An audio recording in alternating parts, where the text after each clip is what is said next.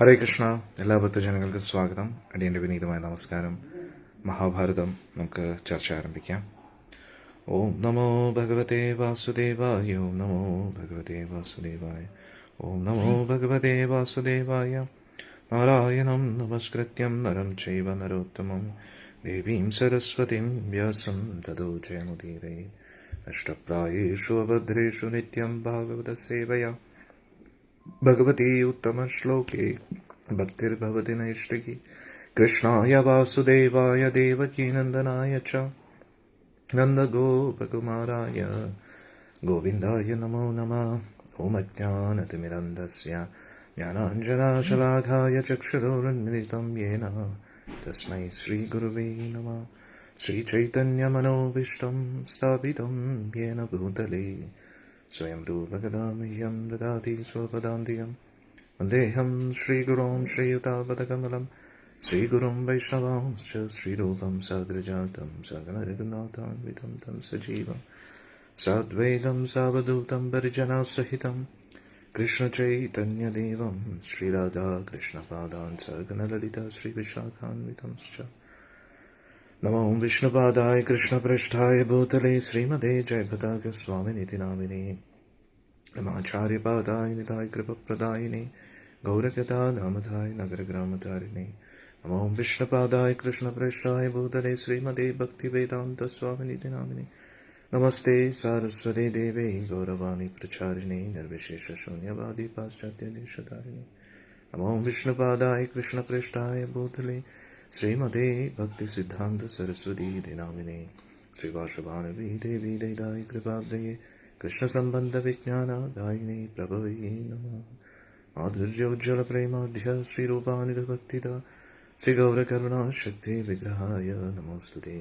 നമസ്തേ ഗൗരവാണി ശ്രീമൂർത്തേ ദീനധാരിണേ രൂപാനുരസിദ്ധാന്തധാരിണേ. നമോ ഗൗരകിശോരായ സാക്ഷാത് വൈരാഗ്യമൂർത്തയേ വിപ്രലംബരസാംബോധേ പാദാംബുജായതേ നമഃ. നമോ ഭക്തിവിനോദായ സച്ചിദാനന്ദനാമിനേ ഗൗരശക്തിസ്വരൂപായ രൂപാനിർവരായതേ. ഗൗരാവിർഭാവഭൂമൈസ്ത്വം നിർദ്ദിഷ്ടസജ്ജനപ്രിയ വൈഷ്ണവസർവഭൗമ ശ്രീജഗന്നാഥായ തേ നമഃ. നമോ മഹാവദന്യായ കൃഷ്ണപ്രേമപ്രദായതേ കൃഷ്ണായ കൃഷ്ണചൈതന്യനാമിനേ ഗൗരത്വസേ നമഃ. പഞ്ചതത്വാത്മകം കൃഷ്ണം ഭക്തരൂപസ്വരൂപദം ഭക്താവതാരം ഭക്താഖ്യം നമാമി ഭക്തശക്തിയം. ഹേ കൃഷ്ണ കരുണാ സിന്ധോ ദീനബന്ധോ ജഗത്പതേ ഗോപേശ ഗോപികാ കാന്ത രാധാകാന്ത നമോസ്തുതേ. വേദാം സുരതോ പങ്കോർമമ മന്ദമതേർഗതി മത്സർവസ്വ പാദാംബോജോ രാധാമദനമോഹനോ. ദിവ്യവൃന്ദാരണ്യകൽപദ്രുമദ ശ്രീമദ് രത്നാകര സിംഹാസനസ്ഥോ ശ്രീമദ് രാധാ ശ്രീലഗോവിന്ദദേവോ പൃഷ്ഠാദപൈ സേവ്യമാനോ സ്മരാമി. ശ്രീമൻരാസരസാരംഭീ വംശീവരത്തരസ്ഥിത കർഷൻ വേണുസ്വനീം ഗോപീം ഗോപിനാഥശ്രീസ്തന തപ്തകാഞ്ചന ഗൗരാംഗീ രാധേ വൃന്ദാവനേശ്വരി വൃഷഭാനുസുതേ ദേവി പ്രണമാമി ഹരിപ്രിയേ. ജയ ശ്രീകൃഷ്ണ ചൈതന്യ പ്രഭു നിത്യാനന്ദ ശ്രീ അദ്വൈത ഗദാധര ശ്രീവാസാദി ഗൗരഭക്തവൃന്ദ. ഹരേ കൃഷ്ണ കൃഷ്ണ കൃഷ്ണ ഹരേ ഹരേ ഹരേ രാം രാം രാം ഹരേ ഹരേ. ഹരേ കൃഷ്ണ കൃഷ്ണ കൃഷ്ണ ഹരേ ഹരേ ഹരേ രാം രാം ഹരേ ഹരേ. ഹരേ കൃഷ്ണ കൃഷ്ണ കൃഷ്ണ ഹരേ ഹരേ ഹരേ രാം രാം ഹരേ ഹരേ. മൂകം കരോതി വാചാലം പുംഗം ലങ്കായതേ ഗിരിം യത്കൃപാധമന്ദേ ശ്രീഗുരും ദീനതാരിണം പരമാനന്ദമാധവം ശ്രീചൈതന്യമീശ്വരം. ഹരി ഓം തത്സത്. ഹരേ കൃഷ്ണ. നമുക്ക് മഹാഭാരതം ചർച്ച ആരംഭിക്കാം. കഴിഞ്ഞ മഹാഭാരത ചർച്ചയിൽ നമ്മൾ ധൃതരാഷ്ട്രരുടെ ദുഷ്ട സ്വഭാവത്തെക്കുറിച്ചാണ് നമ്മൾ പഠിച്ചത്. നമ്മുടെ ഉള്ളിലും അങ്ങനെ ഒരു ദുഷ്ട കഥാപാത്രം ഇരിക്കാനുള്ള സാധ്യതയുണ്ട്, ഒരു പ്രവണതയുണ്ട്. നമ്മളത് നിയന്ത്രിക്കണം. കാരണം നമ്മുടെ വ്യക്തിത്വത്തിന് തന്നെ വലിയൊരു ദോഷമാണ് ധൃതരാഷ്ട്രരുടേതായിട്ടുള്ള ഒരു സ്വഭാവം. അത് വളരെ ഡീപ്പായിട്ട് നമ്മൾ പഠിച്ചു. കൂടുതൽ നിങ്ങൾ കഴിഞ്ഞ മഹാഭാരത ചർച്ച ശ്രദ്ധിക്കുക. ഇന്ന് നമ്മൾ എവിടെ നമ്മൾ നിർത്തിയോ അവിടെ നിന്ന് തുടരുകയാണ്.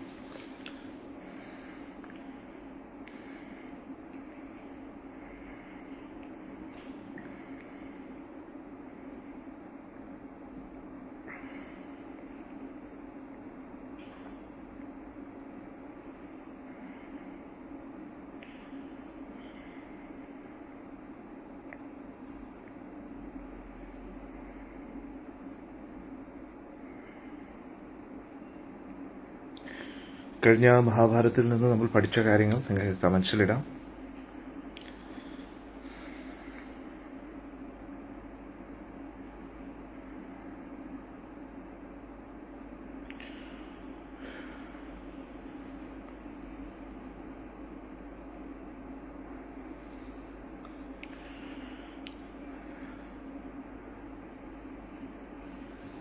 ഹസ്തിനപുരിയിലേക്ക് പോയിക്കൊണ്ടിരുന്ന ഒരു ബ്രാഹ്മണൻ പാണ്ഡവരെ കാണാനിടയുണ്ടായി വനവാസത്തിൽ. എന്നിട്ട് അതേ ബ്രാഹ്മണൻ തന്നെ ഹസ്തിനപുരിയിലെത്തുകയാണ്. ആ സമയത്ത് ധൃതരാഷ്ട്രർ ആ ബ്രാഹ്മണരെ സ്വീകരിച്ച് എല്ലാവിധ ആദരവും നൽകി. പാണ്ഡവരുടെ അടുത്തു നിന്നാണ് വരുന്നതെന്ന് കേട്ടപ്പോൾ പാണ്ഡവരെക്കുറിച്ച് കൂടുതൽ വിശദീകരിച്ച് ചോദിച്ചു. അങ്ങനെ കുറേ കാര്യങ്ങൾ മനസ്സിലാക്കി. പാണ്ഡവർക്കുണ്ടായ നേട്ടങ്ങളെക്കുറിച്ച്, അവരുടെ ശക്തികളെക്കുറിച്ചൊക്കെ അതൊക്കെ ഓർത്ത്, എന്നിട്ട് അവരനുഭവിക്കുന്ന ദുഃഖത്തെക്കുറിച്ച് ഓർത്ത് ദുഃഖിക്കുന്നതായിട്ട് അഭിനയിച്ചു എന്നും പറയാൻ കഴിയില്ല, പക്ഷെ ദുഃഖിച്ചു, എല്ലാവരുടെ മുമ്പിലും പ്രകടിപ്പിച്ചു ദുഃഖമാണെന്ന്. പക്ഷെ അതേ സമയത്ത് ഉള്ളിൻ്റെ ഉള്ളിൽ നിന്ന് മക്കളെക്കുറിച്ചുള്ള ഭയം, മക്കൾക്കിനി എന്താവും എന്നുള്ള ഒരു ചിന്താഗതിയായിരുന്നു അവിടെ വളരെ വ്യക്തമായിട്ട് നമുക്ക് മനസ്സിലാക്കാൻ കഴിഞ്ഞത്. അതായത് ഒരു ഡുവൽ നേച്ചർ, പുറമെ ഒരു രീതിയിൽ പ്രകടിപ്പിക്കുന്നു ഭാവങ്ങൾ, പക്ഷെ ഉള്ളിൻ്റെ ഉള്ളിൽ വേറൊരു ഹൃദയം സൂക്ഷിക്കുന്നു, അല്ലേ? നമ്മളങ്ങനെ ആയി പോകരുത്. പുറമേ നിസ്വാർത്ഥമായിട്ട് അഭിനയിക്കുന്നു, പക്ഷെ ഉള്ളിൻ്റെ ഉള്ളിൽ നിന്ന് എല്ലാവരെയും നമ്മുടെ സ്വാർത്ഥതയ്ക്ക് വേണ്ടി ഉപയോഗിക്കുന്നു. അത് ശരിയായിട്ടുള്ളൊരു വ്യക്തിത്വമല്ല. നമ്മളങ്ങനെ ആയി പോകരുത്.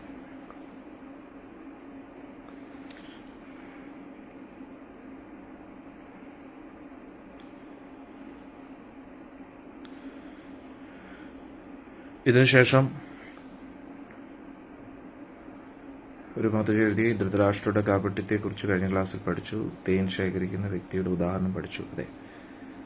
അതായത് തേൻ ശേഖരിക്കുന്ന വ്യക്തിയുടെ ഉദാഹരണം, അതായത് ധൃതരാഷ്ട്ര തന്നെ സ്വന്തം മക്കളെ കുറിച്ച് പറയുകയാണ്. അതായത് എൻ്റെ മക്കള് തേൻ ശേഖരിക്കുന്ന ആളിനെ പോലെ ഇങ്ങനെ ഉയർന്ന മരങ്ങളിലേക്ക് കയറി പോവുകയാണ്, പക്ഷെ വീഴുന്നതിൻ്റെ ആഘാതം കൂടുന്നതായിട്ട് ഇവർ മനസ്സിലാക്കുന്നില്ല. ഇങ്ങനെ പറയുന്നുണ്ട്, പക്ഷെ അതേ സമയത്ത് മക്കളെ സപ്പോർട്ടും ചെയ്യും. ആ സമയത്ത് ശകുനി അവിടെ ഉണ്ടായിരുന്നു. ധൃതരാഷ്ട്രം ഇങ്ങനെ വിലപിച്ചുകൊണ്ടേയിരിക്കുന്നു. ശകുനി നേരെ ദുര്യോധൻ്റെ അടുത്ത് എത്തുകയാണ്. അപ്പോൾ ദുര്യോധനും കർണനും ഇങ്ങനെ പല കാര്യങ്ങളും ചർച്ച ചെയ്ത് സന്തോഷിച്ചിരിക്കുകയാണ്. 12ാമത്തെ വർഷമാണ് ഇപ്പോൾ നടന്നുകൊണ്ടിരിക്കുന്നത്. 11 വർഷം കഴിഞ്ഞ് 12ാമത്തെ വർഷത്തേക്ക് പോവുകയാണ്. 11 കഴിഞ്ഞ് 12ലേക്ക് പൊയ്ക്കൊണ്ടിരിക്കുന്ന സമയത്ത് അപ്പോൾ ശകുനിയാണ് ഒരു ഐഡിയ പറയുന്നത്. എന്താ, നമുക്ക് പാണ്ഡവരെ ഒന്ന് കാണാൻ പോയാലോ? നമ്മുടെ ഐശ്വര്യമൊക്കെ ഒന്ന് അവരെ ഒന്ന് കാണിച്ച് അവർ വിഷമിക്കുന്നത് നമ്മൾക്ക് ആസ്വദിക്കാൻ കിട്ടുന്ന നല്ലൊരു അവസരമാണ് എന്ന് ആര് പറയുന്നു? ശകുനി പറയുന്നു. ഇത് കേട്ടിട്ട് കർണൻ ഭയങ്കര സന്തോഷിച്ചു. അതായത് നമ്മൾ കർണന്റെ കഥാപാത്രത്തെ നല്ലതാക്കാനും നോക്കണ്ട, ചീത്തയാക്കാനും നോക്കണ്ട. മഹാഭാരതം യഥാർത്ഥത്തിൽ വ്യാസമഹർഷി എഴുതിയ ഒരു കാര്യമാണ്. അന്നേരം മഹാഭാരതം വേദപുരാണങ്ങൾ അനുസരിച്ച് ഇതിഹാസമാണ്. ഇതിഹാസം എന്ന് പറഞ്ഞാൽ ഹിസ്റ്ററി, നടന്ന സംഭവങ്ങൾ. വംശികളായിട്ടുള്ള ഭാരതവർഷത്തിൽ താമസിച്ചിരുന്ന ശ്രേഷ്ഠരായിട്ടുള്ള വ്യക്തികളെ കുറിച്ചുള്ള ചരിത്രമാണ് ഈ മഹാഭാരതം എന്ന് പറയുന്നത്. അതുകൊണ്ട് നടന്ന സംഭവങ്ങളെയാണ് കുറിച്ച് പറയുന്നത്. അതൊരിക്കലും ഫിക്ഷൻ ആകുന്നില്ല. പക്ഷെ എന്നിരുന്നാലും നമ്മൾ അതൊരു കഥാരൂപത്തിൽ കേൾക്കുകയാണെങ്കിൽ പോലും ആ ഒറിജിനൽ എഴുത്തുകാരൻ എന്താണോ എഴുതിയത് അതല്ലേ നമ്മൾ അതേപടിയല്ലേ സ്വീകരിക്കേണ്ടത്. അതായത് നമ്മൾ അതിനെ മാറ്റുന്നത് ശരിയാണോ? നമ്മൾ നമ്മുടേതായിട്ടുള്ള രീതിയിൽ കർണനെ മാത്രം വളരെ നല്ല വ്യക്തിയായിട്ട് ചിത്രീകരിക്കാൻ ശ്രമിക്കുന്നു, സിനിമകളിലാണെങ്കിലും സീരിയലിലാണെങ്കിലും ഇതിലുമൊക്കെ. പക്ഷെ എന്താണോ നടന്നത്, ഓക്കെ, തീർച്ചയായിട്ടും സിനിമയിലും സീരിയലുകളിലും ഒക്കെ കർണന്റെ കഥാപാത്രം കാണുമ്പോൾ നമുക്ക് വലിയ സഹതാപം തോന്നും. കാരണം അങ്ങനെ ഒരു കഥാപാത്രമായിരുന്നു എങ്കിൽ, അതായത് സീരിയലിൽ കാണിക്കുന്നത് പോലെ തന്നെയായിരുന്നു കർണന്റെ പെരുമാറ്റം, കർണന്റെ സ്വഭാവം, അങ്ങനെ തന്നെയാണ് ഒറിജിനൽ മഹാഭാരതത്തിൽ എഴുതിയിരുന്നത് എങ്കിൽ നമുക്ക് അങ്ങനെ സ്വീകരിക്കാം. അന്നേരം ഒറിജിനലി അതല്ല നടന്നത്. ഒന്ന്, ഇത് ഹിസ്റ്ററിയാണ്. ഹിസ്റ്ററി എന്ന് പറഞ്ഞാൽ ഒരിക്കലും മാനിപ്പുലേറ്റ് ചെയ്യപ്പെടേണ്ടതല്ലല്ലോ. ഇനി ചില വ്യക്തികൾ ചിലത് അവകാശപ്പെടും. അതായത് ജയിച്ചവരുടെ ഹിസ്റ്ററി ആണല്ലോ ഹിസ്റ്ററി ആയിട്ട് മാറുന്നത്. അതായത് പാണ്ഡവർക്ക് പകരം കൗരവരാണ് ജയിച്ചത് എങ്കിൽ പിന്നെ അതല്ലേ അവിടെ എഴുതേണ്ടതായിട്ട്, അവിടെ അവരല്ലേ മഹാഭാരതം എഴുതുന്നത്. പക്ഷെ നമ്മൾ മനസ്സിലാക്കണം, ശ്രീകൃഷ്ണ ഭഗവാൻ അല്ല മഹാഭാരതം എഴുതിയത്. മഹാഭാരതം എഴുതിയത് വ്യാസ മഹർഷിയാണ്. അന്നേരം ജയിച്ചതിന്റെ ഹിസ്റ്ററിയാണ് മഹാഭാരതം എങ്കിൽ, ജയിച്ചവരെ കുറിച്ച് മാത്രമാണ് പറയുന്നതെങ്കിൽ അതേ മഹാഭാരതത്തിൽ തന്നെ അവർ തോറ്റ കാര്യങ്ങളും പറയുന്നില്ലേ, അവർക്കെതിരെ നടന്ന ചൂഷണങ്ങളെക്കുറിച്ചും പറയുന്നില്ലേ? അന്നേരം എന്തിനാണ് ഇങ്ങനെ അവരവരുടെ ഊഹാപോഹങ്ങൾക്കനുസരിച്ച് ആ ഫാക്ട്സിനെ വളച്ചൊടിക്കാൻ ശ്രമിക്കുന്നത്? കാരണം നടന്ന സംഭവങ്ങളെ അതേപടി എഴുതുകയാണ്. അതിലൂടെ നമുക്ക് വലിയൊരു മെസ്സേജാണ് കിട്ടുന്നത്. അതായത് ഇപ്പൊ സ്പോർട്സ് നമ്മൾ നോക്കിക്കഴിഞ്ഞാൽ ഇന്ത്യ വേൾഡ് കപ്പ് ജയിച്ച കാര്യങ്ങൾ മാത്രമാണോ അവിടെ മീഡിയയിലൂടെ കാണിക്കുന്നത്? ഇന്ത്യ തോറ്റ കാര്യങ്ങളും കാണിക്കാറില്ലേ? അന്നേരം ആ മീഡിയ എങ്ങനെയാണോ അതേപോലെ തന്നെയാണ് ഈ സ്ക്രിപ്റ്റേഴ്സ്.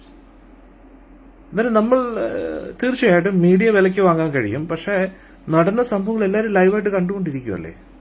ഇപ്പോൾ ഒരു ക്രിക്കറ്റില് ഇന്ത്യയുടെ ഫാൻ ഇന്ത്യൻ മീഡിയ ആണ് ബ്രോഡ്കാസ്റ്റ് ചെയ്തുകൊണ്ടിരിക്കുന്നതെന്ന് വിചാരിക്കട്ടെ. ക്രിക്കറ്റ് അങ്ങനെ ബ്രോഡ്കാസ്റ്റ് ചെയ്തുകൊണ്ടിരിക്കുന്ന സമയത്ത് അവർ ഇന്ത്യയെ സപ്പോർട്ട് ചെയ്യുകയാണ്, ഈ എല്ലാവരും ആഗ്രഹിക്കുന്നു ഇന്ത്യ ജയിക്കണം. അന്നേരം ഇന്ത്യ തോറ്റു കഴിഞ്ഞാൽ ഇന്ത്യ ജയിച്ചു എന്ന് പറയാൻ കഴിയുമോ അവർക്ക്? ഒരിക്കലും ഇല്ല. ഇനി നമ്മൾ മനസ്സിലാക്കേണ്ടത് ജയിച്ചവരുടെ ഹിസ്റ്ററി അല്ല എഴുതിയിരിക്കുന്നത്. ജയിച്ചവരുടെ ഹിസ്റ്ററി തന്നെയാണ് എന്ന് നമ്മൾ കരുതുകയാണെങ്കിൽ പോലും നടന്ന സംഭവങ്ങളിൽ നിന്ന് നമ്മൾ എന്ത് പഠിക്കാം? അങ്ങനെയാണെങ്കിൽ കൗരവര് നേരത്തെ ജയിച്ചിട്ടില്ലേ? പക്ഷെ അവരുടെ ജയം യഥാർത്ഥ ജയമല്ലായിരുന്നു. പാണ്ഡവരുടെ ജയമാണ് യഥാർത്ഥ ജയം. അന്നേരം ഇതൊക്കെയെന്ന് പറഞ്ഞാൽ ഉയർന്നു ചിന്തിക്കാൻ കഴിവില്ലാത്ത വ്യക്തികളാണ് ഇങ്ങനെയുള്ള കാര്യങ്ങളൊക്കെ സംസാരിക്കുന്നത്. പൊതുവെ ഹിസ്റ്ററി എപ്പോഴും ജയിച്ചവരാണ് എഴുതുന്നത്. അതൊക്കെ വെഡിത്തരങ്ങളായിട്ടുള്ള പ്രസ്താവനകളാണ്. അന്നേരം നമ്മൾ മനസ്സിലാക്കേണ്ട ഒരു കാര്യം, അതിൽ നിന്നൊക്കെ മാറി നമ്മൾ മഹാഭാരതം ഒറിജിനലി എന്താണോ എഴുതിയിരിക്കുന്നത്. അതിന് അടുത്ത ചോദ്യം, ഒറിജിനലാണോ എഴുതിയതെന്ന് എങ്ങനെ ഉറപ്പുവരുത്താം? അവിടെയാണ് ഗുരുശിഷ്യ പരമ്പരയുടെ മഹത്വം വരുന്നത്. ആധികാരികമായ ഗുരുശിഷ്യ പരമ്പരയിലൂടെ നിങ്ങൾ മഹാഭാരതം പഠിക്കൂ, അപ്പോൾ നിങ്ങൾക്ക് മനസ്സിലാവും മഹാഭാരതത്തിൽ നടന്നത് എന്താണെന്ന്. പക്ഷെ അവിടുന്ന് ഇവിടുന്ന് കേട്ട് ആരെങ്കിലും പറയുന്ന എന്തെങ്കിലുമൊക്കെ വ്യാസമഹർഷി പറഞ്ഞതാണെന്ന് പറഞ്ഞ് എഴുതുകയാണെങ്കിൽ അതെങ്ങനെ നമുക്ക് അംഗീകരിക്കാൻ കഴിയുന്നത്? ഈ സീരിയലുകളിലൊക്കെ മുമ്പിൽ സീരിയൽ തുടങ്ങുന്നതിന് മുമ്പേ അവർ തന്നെ എഴുതും ഇതെല്ലാം സാങ്കല്പിക കഥാപാത്രങ്ങളാണ്, ഇത് നമ്മളുമായിട്ട് ഒരു ബന്ധമില്ലാത്ത കാര്യങ്ങളാണ് എന്നൊക്കെ പറഞ്ഞിട്ട് എഴുതുകയാണ്. എന്നിട്ടാണ് ഇവർ അവതരിപ്പിക്കുന്നത്. നോക്കണേ, അതായത് ആൾക്കാരെ പറ്റിച്ചുകൊണ്ടിരിക്കുകയല്ലേ അത്. ശരി, അവരുടെ ഭാഗം ന്യായീകരിക്കാൻ വേണ്ടിയാണ് ഫ്രണ്ടിൽ അത് എഴുതുന്ന എല്ലാം സാങ്കല്പിക കഥാപാത്രങ്ങളാണെന്നൊക്കെ പറയുന്നത്. എങ്കിലും അവരെന്തായാലും അവതരിപ്പിക്കുമ്പോൾ അത് കറക്റ്റായിട്ട് അവതരിപ്പിച്ചൂടെ? അവരുടേതായിട്ടുള്ള ഊഹാപോഹങ്ങൾ എന്തിനാണ് അതിനകത്ത് കലർത്തുന്നത്? എങ്കിൽ പിന്നെ അതിനെ മഹാഭാരതം എന്ന പേരെന്തിനാണ് നൽകുന്നത്? മഹാഭാരതം എന്ന പേരെന്തിനു കൊടുക്കുന്നു? അന്നേരം ആൾക്കാരെ പറ്റിക്കുകയല്ലേ അവർ ചെയ്യുന്നു. മഹാഭാരതം എന്ന പേരാണ്. അന്നേരം മഹാഭാരതം എന്ന പേര് കൊടുക്കുന്ന സമയത്ത് എല്ലാവരും വിചാരിക്കുന്നത് എന്താ? വ്യാസമഹർഷി എഴുതിയ മഹാഭാരതമാണ്. ഇനി കഥാപാത്രങ്ങൾക്കും അതേ പേരുകൾ തന്നെയാണ് കൊടുക്കുന്നത്. അർജുനന്, ഭീമൻ, നകുലൻ, സഹദേവൻ, യുധിഷ്ഠിരൻ, ശ്രീകൃഷ്ണ ഭഗവാൻ. എന്നിട്ട് അതെല്ലാം സെയിം വെച്ചിട്ട് എന്നിട്ട് തുടക്കത്തിൽ പറയുന്നു എല്ലാം സാങ്കല്പികമാണ് എന്ന് പറഞ്ഞ് എങ്ങനെ ശരിയാണ്? അതായത് smoking is injurious to health, എന്താ പറയുന്നത്, ധൂമ്രപാനം ശരീരത്തിന് ഹാനികരകമാണ് എന്നൊക്കെ പറഞ്ഞിട്ട് അവർ ഓപ്പൺലി വലിയ പരസ്യങ്ങൾ കൊടുക്കുന്നതിന് അർത്ഥം എന്താണ്? സിഗരറ്റ് വലിയ പരസ്യമായിട്ട് കൊടുത്തിട്ട് സിഗരറ്റ് വലിക്കുന്ന ഒരു നായകന്റെ പടം കാണിച്ചിട്ട് പിന്നെ അവിടെ എഴുതുകയാണ് സ്മോക്കിംഗ് ഒരിക്കലും നല്ലതല്ലെന്ന് പറയുന്നതിൽ എന്തെങ്കിലും അർത്ഥമുണ്ടോ? ആ ചെറുതായിട്ട് എഴുതിയതാണോ ആൾക്കാർ വായിക്കാൻ പോകുന്നത്, അതോ വലിയ രീതിയിൽ ഇത്രയും എന്താ പറയുക വളരെ മനോഹരമായിട്ട് അട്രാക്റ്റീവ് രീതിയിൽ കാണിക്കുന്നതാണോ ആൾക്കാർ അംഗീകരിക്കാൻ പോകുന്നത്? എനിവേ, ഞാൻ എൻ്റെ അഭിപ്രായം പറഞ്ഞു. എന്താ നിങ്ങളുടെ അഭിപ്രായം ഇതിനെക്കുറിച്ച്? നിങ്ങൾ കമൻസിലിടും. അതായത് മെയിൻലി ഞാൻ ഉദ്ദേശിച്ചത് മഹാഭാരതത്തിന്റെ പേരിൽ മഹാഭാരതത്തെ ദുർവ്യാഖ്യാനം ചെയ്യുന്ന ആൾക്കാരെ കുറിച്ചാണ് ഞാൻ പറയുന്നത്. അത് ശരിയല്ല ഒരിക്കലും, അല്ലേ? എന്നാൽ ഇവിടെ ശബരി വന്ന് പറഞ്ഞ ഉടൻ തന്നെ ഏറ്റവും കൂടുതൽ സന്തോഷിച്ചത് കർണനാണ്. ദുര്യോധന വരെ ഒരു ചമ്മലുണ്ടായിരുന്നു. ദുര്യോധൻ പറഞ്ഞു പോയി കഴിഞ്ഞാൽ അച്ഛൻ ഒരിക്കലും സമ്മതിക്കത്തില്ല. ഇത്രയും ദുഷ്ടനായ ദുര്യോധൻ പോലും ഒരു ചമ്മലുണ്ടായിരുന്നു. പക്ഷെ ശബരി പറഞ്ഞു അല്ല, കർണൻ പറഞ്ഞു ഇത് വളരെ നല്ല കാര്യമാണ്, നമുക്ക് എന്തായാലും ചെയ്യണം. എന്ത്? പാണ്ഡവരെ പോയി വിഷമിപ്പിക്കണം. കാട്ടിൽ ഓൾറെഡി വിഷമിച്ചിരിക്കുന്ന അവരെ കൂടുതൽ വിഷമിപ്പിക്കും. അന്നേരം കർണൻ പൊതുവെ അവകാശപ്പെടുന്ന എന്താണ്? ഞാൻ എൻ്റെ കൂട്ടുകാരന് വേണ്ടി ത്യാഗം ചെയ്യുകയാണെന്ന്. പക്ഷെ കർണൻ കൂട്ടുകാരന് വേണ്ടി ത്യാഗം ചെയ്യുകയല്ല, സ്വന്തം ഈഗോ ക്ലാഷസിനെ ലെവൽ ചെയ്യാൻ നോക്കുകയാണ്, പ്രതികാരം തീർക്കുകയാണ്. സത്യം പറഞ്ഞാൽ ദുര്യോധനല്ല കർണനെ ഉപയോഗിച്ചുകൊണ്ടിരിക്കുന്നത്, കർണനാണ് ദുര്യോധനെ ഉപയോഗിച്ചുകൊണ്ടിരിക്കുന്നത്. എന്ന് ദ്രോണാചാര്യർ കർണനെ പഠിപ്പിക്കത്തില്ല എന്ന് പറഞ്ഞു, അന്ന് തന്നെ കർണന്റെ ഉള്ളിൽ അർജുനെ കുറിച്ചുള്ള പക കയറിയെന്നുള്ളതാണ്. ഒരു ഗുരുവിന് പറഞ്ഞു കൊടുക്കാനും പറഞ്ഞു കൊടുക്കാതെ ഇരിക്കാനുമുള്ള അവകാശമില്ലേ? പിന്നെ ഇതിനാണ് നിർബന്ധിപ്പിക്കുന്നത്. അന്നേരം കർണൻ തെളിയിക്കുവാൻ കർണൻ ഇതിനുള്ള അർഹതയില്ല എന്ന്. ദ്രോണാചാര്യ ഒരിക്കലും സൂതപുത്രൻ എന്ന പേരിലല്ല അവിടെ പഠിപ്പിക്കാതിരുന്നത്. അത് നമ്മൾ തെറ്റിദ്ധരിക്കുന്നതാണ്. മെയിൻലി ഏത് കുലത്തിൽ ജനിച്ച വ്യക്തിയാണെങ്കിൽ ഈ അറിവുകളെ എന്തിനു വേണ്ടി ഉപയോഗിക്കും എന്ന് ചിന്തിക്കാനുള്ള ഒരു ഉത്തരവാദിത്തം ഗുരുവിനില്ലേ? അർഹിക്കുന്ന കായികളിലാണോ ഈ അറിവുകൾ പോകുന്നതെന്ന് ചിന്തിക്കണ്ടേ? പൊതുവെ ഏകലവ്യന്റെ കാര്യം വരുമ്പോൾ നമ്മൾ അവിടെ ജാതിയാണ് കൊണ്ടുവരുന്നത്. അതവിടെ ജാതിയല്ല കൊണ്ടുവരുന്നത്. ഒരു വേടനായി ജീവിക്കുന്ന വ്യക്തിക്ക് എന്തിനാണ് ആയോധന കലകളുടെ അറിവിന്റെ ആവശ്യം? ഉടനെ നമ്മൾ പറയും എല്ലാവർക്കും വിദ്യ അഭ്യസിക്കാനുള്ള യോഗ്യതയില്ലേ? മഹാഭാരത യുദ്ധം ഉദ്ദേശം എത്ര വർഷം മുമ്പാണ് നടന്നത് പ്രഭുജി? 5000 വർഷം മുമ്പേ. അന്നേരം നമ്മൾ അതല്ല അവിടെ മനസ്സിലാക്കേണ്ടത്. ആധ്യാത്മിക അറിവുകൾ നേടാൻ എല്ലാവർക്കും അവസരമുണ്ട്. പക്ഷെ ആയുധന കലകൾ അത് എല്ലാവർക്കും പഠിക്കേണ്ട ആവശ്യം എന്താണ്? നമ്മളൊരു തോക്ക് കൊടുക്കുമ്പോൾ അതിൻ്റെതായിട്ടുള്ള ലൈസൻസ് അന്വേഷിക്കാറില്ലേ? ആ വ്യക്തി അല്ലെങ്കിൽ കണ്ടവന്റെ കയ്യിലൊക്കെ തോക്ക് കൊടുത്തു കഴിഞ്ഞാൽ അവൻ എല്ലാവരും കൊല്ലത്തില്ലേ? ആണോ അല്ലേ? ഇത് ഇത്രയും സീക്രട്ട് ആയിട്ടുള്ള ഒരു നോളജാണ്. മറ്റൊരാളുടെ ജീവനെ എടുക്കത്തക്കവണ്ണം രൂക്ഷമായിട്ടുള്ള ഒരു ആയുധന വിദ്യയാണ്. പ്രത്യേകിച്ച് ബ്രഹ്മാസ്ത്രം, അശ്വത്ഥാമാവിന്റെ കാര്യം തന്നെ കണ്ടില്ലേ? ഒരു ഭക്തൻ പറയും, സത്സംഗങ്ങളും ആധികാരികമായ പുരാണങ്ങളും വായിക്കാതെ ഇപ്പോഴുള്ള എല്ലാ യുവാക്കളും സീരിയൽ സിനിമ മാത്രം നോക്കി അതിലെ കഥാപാത്രങ്ങളെ വിലയിരുത്തുന്നു. പറഞ്ഞു മനസ്സിലാക്കാൻ വളരെ ബുദ്ധിമുട്ടാണ് അവർ. സത്യമാണ്. പിന്നെ വേറൊന്നുണ്ട്, നമ്മൾ ഒറിജിനൽ ആണെങ്കിൽ നമ്മൾ എപ്പോഴും ഒറിജിനലിന്റെ അടുത്തേക്ക് പോകും. നമ്മൾ ഫ്രോഡാണെങ്കിൽ നമ്മളും ഫ്രോഡുകളുടെ അടുത്തേക്ക് പോകും. ഒരു യഥാർത്ഥ ഇവർക്ക് സത്യത്തെ അറിയാൻ താല്പര്യമില്ല. അവർക്ക് എന്തെങ്കിലും ഒന്ന് കേട്ടാൽ മതി. കർണന്റെ ഗുരു ആരാണ്? സ്വാമി പരശുരാമസ്വാമിയാണ്. അതും പരശുരാമസ്വാമിയുടെ അടുത്ത് കള്ളം പറഞ്ഞിട്ടാണ് പോയത്. ഞാൻ ബ്രാഹ്മണനാണെന്ന് പറഞ്ഞിട്ടാണ് പോയത്. അത് കർണൻ ചെയ്ത തെറ്റല്ലേ? അന്നേരം കർണന്റെ ഇന്റൻഷൻസ് ശരിയല്ല, ഉദ്ദേശം ശരിയല്ല. അതുകൊണ്ട് തന്നെയാണ് ദ്രോണാചാര്യ പഠിപ്പിക്കാത്തത്. പിന്നെ ദ്രോണാചാര്യ പ്രതിജ്ഞാബദ്ധനാണ്. ഞാൻ കുരുവംശത്തിലുള്ള രാജകുമാരന്മാരെ മാത്രമേ പഠിപ്പിക്കൂ എന്ന് പറഞ്ഞിട്ടുണ്ട്. ആ തീരുമാനം എടുക്കാനുള്ള അധികാരം ദ്രോണാചാര്യക്കില്ലേ? ഉണ്ട്. പക്ഷെ എന്നിട്ടും ദ്രോണാചാര്യ ധൃഷ്ടദ്യുമ്നെ പഠിപ്പിച്ചു. ധൃഷ്ടദ്യുമ്നൻ ദ്രോണാചാര്യരുടെ മരണത്തിന് കാരണമാകും എന്ന് അറിഞ്ഞിട്ട് പോലും ആളിനെ പഠിപ്പിച്ചു എന്നുള്ളത്. അത് ഒരിക്കലും നമ്മൾ ദ്രോണാചാര്യനെ ദുഷ്ടകഥാപാത്രമായിട്ട് കാണരുത്. കർണന്റെ ഉദ്ദേശം ശരിയല്ല. അതായത് കർണൻ എന്താണ് പ്രൂവ് ചെയ്യാൻ ഉദ്ദേശിക്കുന്നത് അവിടെ? മനസ്സിലാവുന്നുണ്ടോ?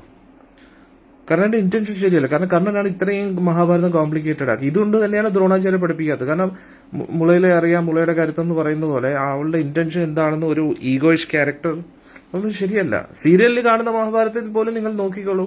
കർണൻ ദ്രോണാചാര്യരുടെ അടുത്ത് വരുമ്പോഴത്തേക്ക് ദ്രോണാചാര്യർ പഠിപ്പിക്കത്തില്ലെന്ന് പറയുമ്പോൾ ഉടനെ അവിടെ ഒരു മത്സരതാ ബുദ്ധിയാണ് കർണനിൽ കാണാൻ കഴിയുന്നത്.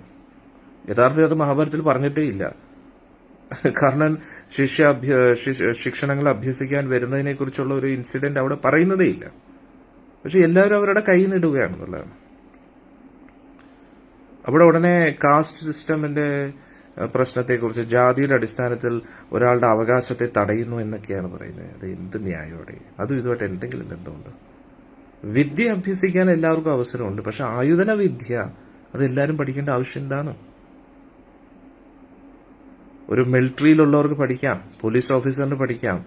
നോർമൽ സിവിലിയൻസ് എന്തിനും അത് പഠിക്കേണ്ട ആവശ്യം എന്താണ്? അവരത് മിസ്യൂസ് ചെയ്യത്തില്ലേ?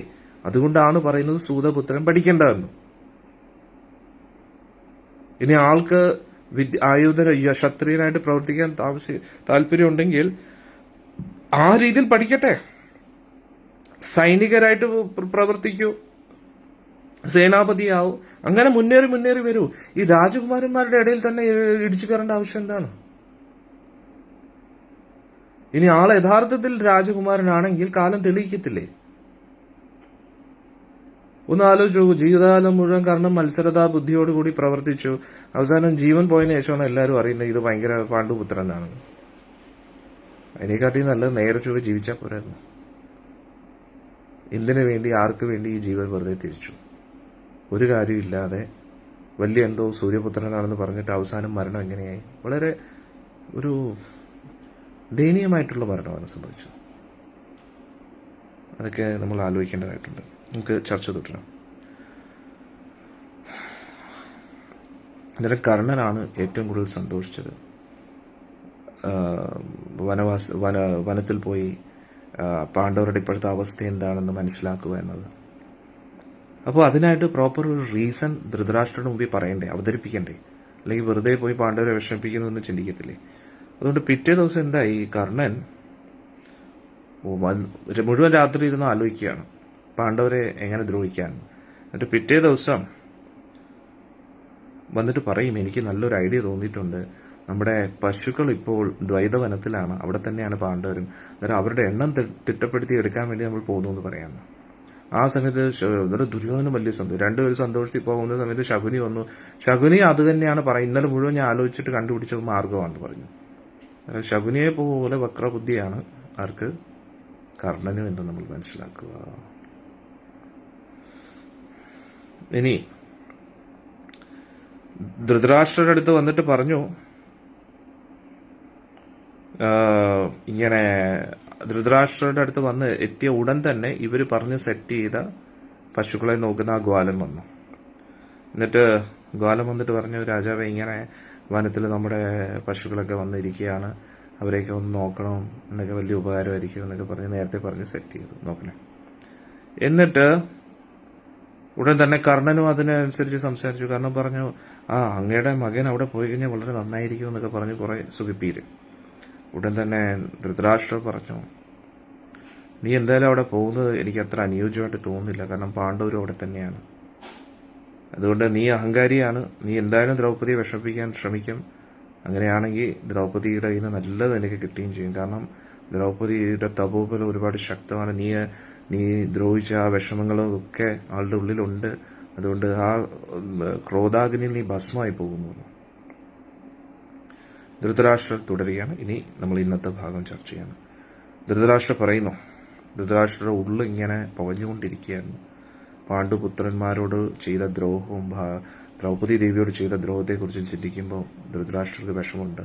അതാണ് ഞാൻ പറയുന്നത്. ദുര്യോധൻ ദുഷ്ടനാണെന്ന് നമുക്ക് മനസ്സിലാക്കാൻ കഴിയും, കർണനെയും മനസ്സിലാക്കാൻ കഴിയും, ശകുനെയും മനസ്സിലാക്കാൻ കഴിയും, ദുശാസനെയും മനസ്സിലാക്കാൻ കഴിയും. പക്ഷേ ധൃതരാഷ്ട്രർ വെരി ഡിഫിക്കൽട്ട് ക്യാരക്ടർ. കാരണം യഥാർത്ഥത്തിൽ വിഷമിക്കുന്നു, പക്ഷെ ഉള്ളിൻ്റെ ഉള്ളിൽ വേറൊരു സ്വഭാവം കൂടെ പുലർത്തുന്നുണ്ട്. ഒരു പ്രത്യേകതരം ക്യാരക്ടർ. നമ്മളിങ്ങനെ ഒരിക്കലും ആയി പോകരുത്. എന്നിട്ട് ഇവിടെ പറയുന്നു, ധൃതരാഷ്ട്രർ ദുര്യോധനോട് പറയാണ്, ചിലപ്പോൾ നീ പാണ്ഡവരുടെ തന്നെ ക്രോധാഗ്നിയിൽ ഭസ്മമാകും. ഒരു പ്രവചി പറയുന്നു, ഉപേക്ഷിക്കപ്പെട്ട കുട്ടിയല്ലേ അച്ഛനമ്മമാർ ഉപേക്ഷിച്ച കുട്ടി. കാരണം ആ അവസ്ഥയിൽ വളർന്ന ആളുടെ മനസ്സ് അങ്ങനെ ആയതിൽ അത്ഭുതമുണ്ട് സ്വാമിജി. ഞാൻ എന്താ പറയുന്നതെന്ന് വെച്ചു കഴിഞ്ഞാൽ, അച്ഛനമ്മമാർ ഉപേക്ഷിച്ചു എന്നതിൻ്റെ അർത്ഥം അച്ഛനമ്മമാർ ഇല്ല എന്നല്ലല്ലോ. ആളെ ഒരു വളർത്തിയില്ല അച്ഛനമ്മമാർ തന്നെ. അന്നേരം ഒറിജിനലി ആൾ ആരാണെന്ന് ആൾക്ക് അറിഞ്ഞുകൂടെ, അത് ആളുടെ വിധിയായിട്ടും കൂടെ ആൾക്ക് സ്വീകരിച്ചുകൂടെ. ഇപ്പൊ പാണ്ഡവര് അവര് 12 വർഷം വനവാസം അനുഭവിച്ചു. അവര് ഇങ്ങനെ കുറ്റം പറഞ്ഞുകൊണ്ടിരുന്നോ? അവർ സമാധാനത്തോടുകൂടി ഇരുന്നില്ലേ? അത്രയും ദുരിതവും പാണ്ഡവർ അനുഭവിച്ച ദുരിതവും ദ്രൗപദി ദേവി അനുഭവിച്ച ദുരിതമൊന്നും കർണന് കിട്ടിയില്ലല്ലോ. കർണൻ എന്തായാലും അംഗരാജ്യം കിട്ടി, ആണോ അല്ലേ? അന്നേരം ഒതുങ്ങിക്കൂടി ജീവിച്ചുകൂടായിരുന്നോ? ഇതിനാണ് പാണ്ഡവർ കിട്ടി ഇങ്ങനെ വിഷമിപ്പിക്കാൻ നടക്കുന്നത്. ഓക്കെ, പഴയതെല്ലാരും മറന്നു. കർണൻ പഠിക്കാൻ പാടില്ല. ഓക്കെ, അവിടുന്ന് ഇവിടുന്നൊക്കെ എന്തൊക്കെയോ പഠിച്ചു. പരശുരാമസ്വാമിയിൽ നിന്നും പഠിച്ചു. എന്നിട്ടും അവർക്ക് എല്ലാവരും അതൊക്കെ മറന്നിട്ടും കർണനെ അംഗീകരിക്കുമല്ലേ അവിടെ? കാരണം സുഖമായിട്ട് ദുര്യോധന്റെ കൂട്ടത്തിൽ ജീവിക്കുമല്ലേ. ഒരു സൂതപുത്രൻ എന്ന് പറഞ്ഞിട്ടും അവളവിടെ സുഖലോലുപനായിട്ട് ഫ്രീ ആയിട്ട് കിട്ടിയ രാജ്യത്തിലും ഒരു ക്ഷത്രിയൻ ഒരിക്കലും ഔദാര്യം സ്വീകരിക്കാൻ പാടില്ല. അതറിയോ? അത് തന്നെ ഏറ്റവും വലിയ തെളിവാണ് ആള് ക്ഷത്രിയനല്ല എന്ന്. ക്ഷത്രിയന്റെ ഗുണങ്ങളല്ല അത്. ഒരിക്കലും മറ്റൊരാളിൽ നിന്ന് ദാനം സ്വീകരിക്കാൻ പാടില്ല. ക്ഷത്രിയൻ ദാനം കൊടുക്കത്തേ ഉള്ളൂ, മറ്റൊരാളുടെ ദാനം സ്വീകരിക്കാൻ പാടില്ല. പിന്നെ എന്തുകൊണ്ട് കർണൻ ആ ദാനമായിട്ടുള്ള രാജ്യം സ്വീകരിച്ചു? അത് തെറ്റല്ലേ? അന്നേരം ക്ഷത്രിയന്റെ ഗുണങ്ങൾ ക്ഷത്രിയന്റെ പ്രവൃത്തിയിലൂടെയാണ് തെളിയിക്കേണ്ടത്. അന്നേരം ക്ഷത്രിയൻ എങ്ങനെ പ്രവർത്തിക്കാം? ഹസ്തിനപുരിക്ക് വേണ്ടി യുദ്ധം ചെയ്യാം, യോദ്ധാവായിട്ട് പ്രവർത്തിക്കാം. അങ്ങനെ ക്വാളിഫിക്കേഷൻ ഉണ്ടെങ്കിൽ ആള് പ്രൊമോട്ടായി വരട്ടെ. ഡയറക്ട്ലി രാജകുമാരന്മാരുടെ ഇടയിൽ കയറി കളിക്കുന്നതിന്റെ ആവശ്യം എന്താണ്? അല്ലേ? സത്യമല്ലേ? Dhritarashtra is actually A split personality example. അതെ, തീർച്ചയായും. യെസ്. ഓക്കെ, അടുത്തത് നമുക്ക് മുന്നോട്ട് കിടക്കാം. ഇവിടെ ധൃതരാഷ്ട്ര പറഞ്ഞു, പാണ്ഡവരുടെ ആ ഒരുപാട് ആയുധന കലകൾ അവർക്കറിയാം, ദിവ്യാസ്ത്രങ്ങൾ അറിയാം, അതിൽ നീ ഭസ്മമായി പോകും എന്ന് ദുര്യോധനോട് പറഞ്ഞു.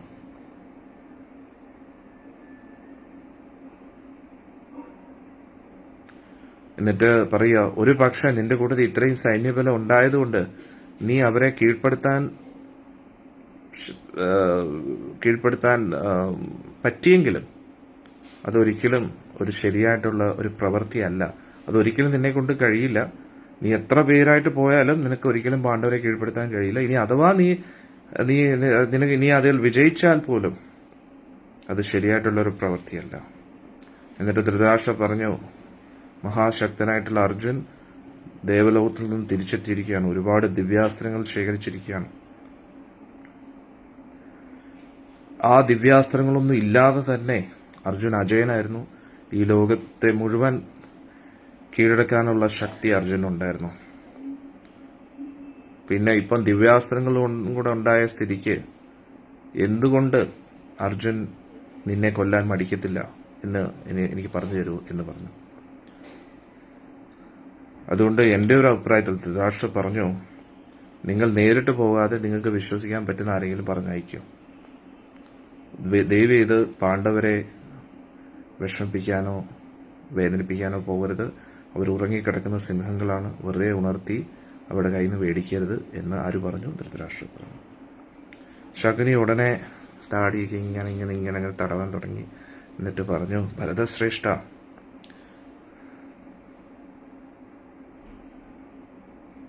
ആ യുധിഷ്ഠിരനാണെങ്കിൽ ധർമ്മിഷ്ഠനാണ്, അങ്ങയുടെ മക്കളെ പോലെ ദുഷ്ടന്മാരല്ല.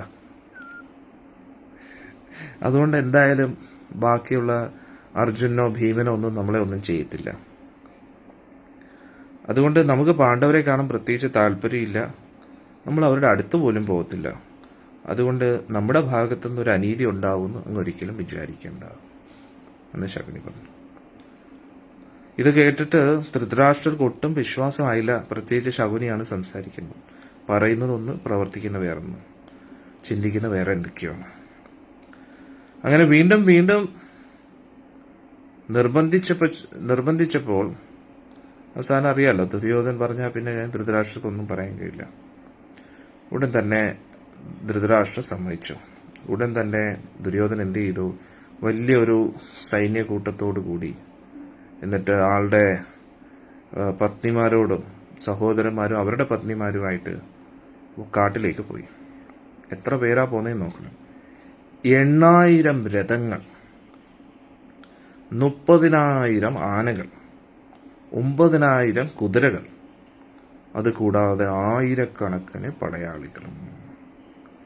അവരുടെ കയ്യിൽ അവർ വലിയ വലിയ പല്ലക്കുകൾ, അവരുടെ സാമഗ്രികൾ, ഭക്ഷണ പദാർത്ഥം, ഉല്ലസിക്കാനുള്ള ഇതൊക്കെ പലതരത്തിലുള്ള അവരെ രസിപ്പിക്കാനുള്ള ഈ എന്റർടൈൻ ചെയ്യിക്കാനുള്ള വിദൂഷകന്മാര്, നടന്മാര്, നടിമാര്, അവരൊക്കെ, എന്നിട്ട് വേട്ടയാടാൻ അവരെ സഹായിക്കുന്ന വേടന്മാര്, അങ്ങനെ വലിയൊരു കൂട്ടത്തോടു കൂടിയാണ് പോയത്. അവർ പോകുന്ന സമയത്ത് ഭയങ്കര ശബ്ദമായിരുന്നു. എത്രയോ കിലോമീറ്റർ ദൂരെ ഇത്രയും ആൾക്കാർ ഒരുമിച്ച് പോകുന്നതിന്റെ ശബ്ദം കേൾക്കുകയായിരുന്നു. അങ്ങനെ ദ്വൈതവനത്തിൽ ദുര്യോധൻ ഒരു കുളത്തിൽ നിന്നും ഒരു 6 കിലോമീറ്റർ ദൂരെ ഒരു തമ്പടിച്ചു. നിമിഷങ്ങൾക്കകം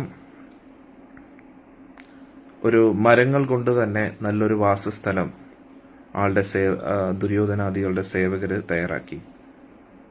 കർണന് പ്രത്യേകം ഗ്രഹം, ശകുനിക്ക് പ്രത്യേക ഗ്രഹം, ദുര്യോധന്റെ സഹോദരന്മാർക്ക് പ്രത്യേക ഗ്രഹം, ഇതൊക്കെ നിമിഷങ്ങൾക്കകം തയ്യാറായിരുന്നില്ല.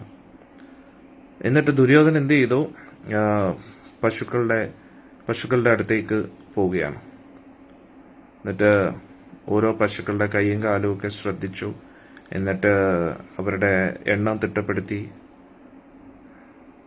എല്ലാം കഴിഞ്ഞതിന് ശേഷം ദുര്യോധനൻ എന്ത് ചെയ്തു? അവിടെ ഉല്ലസിക്കാനായിട്ട് ചുറ്റും കറങ്ങാൻ തുടങ്ങി. കൂട്ടുകാരും ഭാര്യമാരുമായിട്ട് അവിടെ ചുറ്റുമൊക്കെ കറങ്ങാൻ തുടങ്ങി. എന്നിട്ട് വളരെ സന്തോഷത്തോടുകൂടി അവിടെ ഉൾക്കാട്ടിലേക്ക് ഇങ്ങനെ കറങ്ങി നടക്കുകയാണ്, ഉല്ലസിച്ച്. ദേവന്മാരെങ്ങനെയാണോ നന്ദന ഉദ്യാനത്തിൽ കറങ്ങുന്നത് അതേപോലെ. എന്നിട്ട് ഇവരുടെ കൂട്ടത്തിൽ പല ആൾക്കാരും നൃത്തം ചെയ്യുന്നവരും പാട്ട് പാടുന്നവരും ഒക്കെ ഉണ്ടായിരുന്നു. അവരെപ്പോഴും ഇവരെ ഇങ്ങനെ രസിപ്പിച്ചുകൊണ്ടേയിരുന്നു. എന്നിട്ട് അതുകൂടാതെ വളരെ ഏറ്റവും സുഭക്ഷ്യമായിട്ടുള്ള ഭക്ഷണം പാനീയങ്ങളൊക്കെ ഇവർ കഴിച്ചുകൊണ്ടും കുടിച്ചുകൊണ്ടും ഇരിക്കുകയാണ്. എന്നിട്ട് ഇതെല്ലാം കഴിഞ്ഞതിന് ശേഷം ദുര്യോധനൻ തീരുമാനിച്ചു, നമുക്കിനി വേട്ടയ്ക്ക് വേണ്ടി പോവാം. അങ്ങനെ ദുര്യോധനും കൂട്ടത്തിലുള്ള സേവകരും ധാരാളം മൃഗങ്ങളെ വേട്ടയാടി. കാട്ടുപോത്തുകള്, കാട്ടുപന്നി, പിന്നെ മാനുകളെ, കരടികളെയും അങ്ങനെ പല പല മൃഗങ്ങളെയും വേട്ടയാടി. നാരായണ നാരായണ. അന്നേരം ഈ വേട്ടയാടുന്നതിൻ്റെ ഇടയിൽ ആ ഉൾക്കാട്ടിലെ ഭംഗിയൊക്കെ ഇവരിങ്ങനെ ആസ്വദിച്ചുകൊണ്ടിരിക്കുകയായിരുന്നു. ഒരുപാട് സുന്ദരമായിട്ടുള്ള മയിലുകളെയും കണ്ടു, നല്ല തേൻ നിറഞ്ഞിരിക്കുന്ന സ്ഥലങ്ങൾ കണ്ടു, പുഷ്പങ്ങളെയും കണ്ടു. അന്നേരം ദേവേന്ദ്രൻ ദേവന്മാരുമായിട്ട് ഉല്ലസിച്ച് നടക്കുന്ന പോലെ എല്ലാവർക്കും കാണപ്പെട്ടു. അങ്ങനെ അധികം താമസിയാതെ ദ്വൈതവനത്തിലെ ആ കുളത്തിന്റെ അടുത്തേക്ക് എത്തി. നേരെ അക്കരയ്ക്കാണ് യുധിഷ്ഠിരൻ അവിടെ രാജഋഷി യജ്ഞം ചെയ്തുകൊണ്ടിരിക്കുകയാണ്. ചുറ്റും ബ്രാഹ്മണന്മാരുമുണ്ട്. ദ്രൗപദി ദേവിയും അടുത്ത് ആഹുതി സമർപ്പിച്ചുകൊണ്ടിരിക്കുകയാണ്.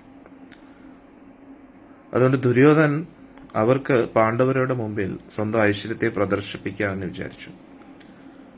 ഉടൻ തന്നെ ദുര്യോധൻ പറഞ്ഞു, ഈ നദീതീരത്ത് തന്നെ എനിക്ക് ഉല്ലസിക്കാനായിട്ട് ഒരു കൊട്ടാരം പണിയാൻ പറഞ്ഞു. ഉടൻ തന്നെ ഈ സേവകൻ എന്ത് ചെയ്തു? കുളത്തിന്റെ അടുത്ത് പോയി നല്ലൊരു സ്ഥലം കണ്ടുപിടിച്ചു. ആ കുളത്തിന്റെ അടുത്ത് എത്തിയുടൻ തന്നെ ഒരു ശബ്ദം കേട്ടു. നിൽക്കൂ, നിങ്ങൾ ആരാണ്? നിങ്ങൾ എന്തിനാണ് ഇവിടെ വന്നിരിക്കുന്നത്? ഞാൻ ചിത്രസേനനാണ്, ഗന്ധർവന്മാരുടെ രാജാവ്.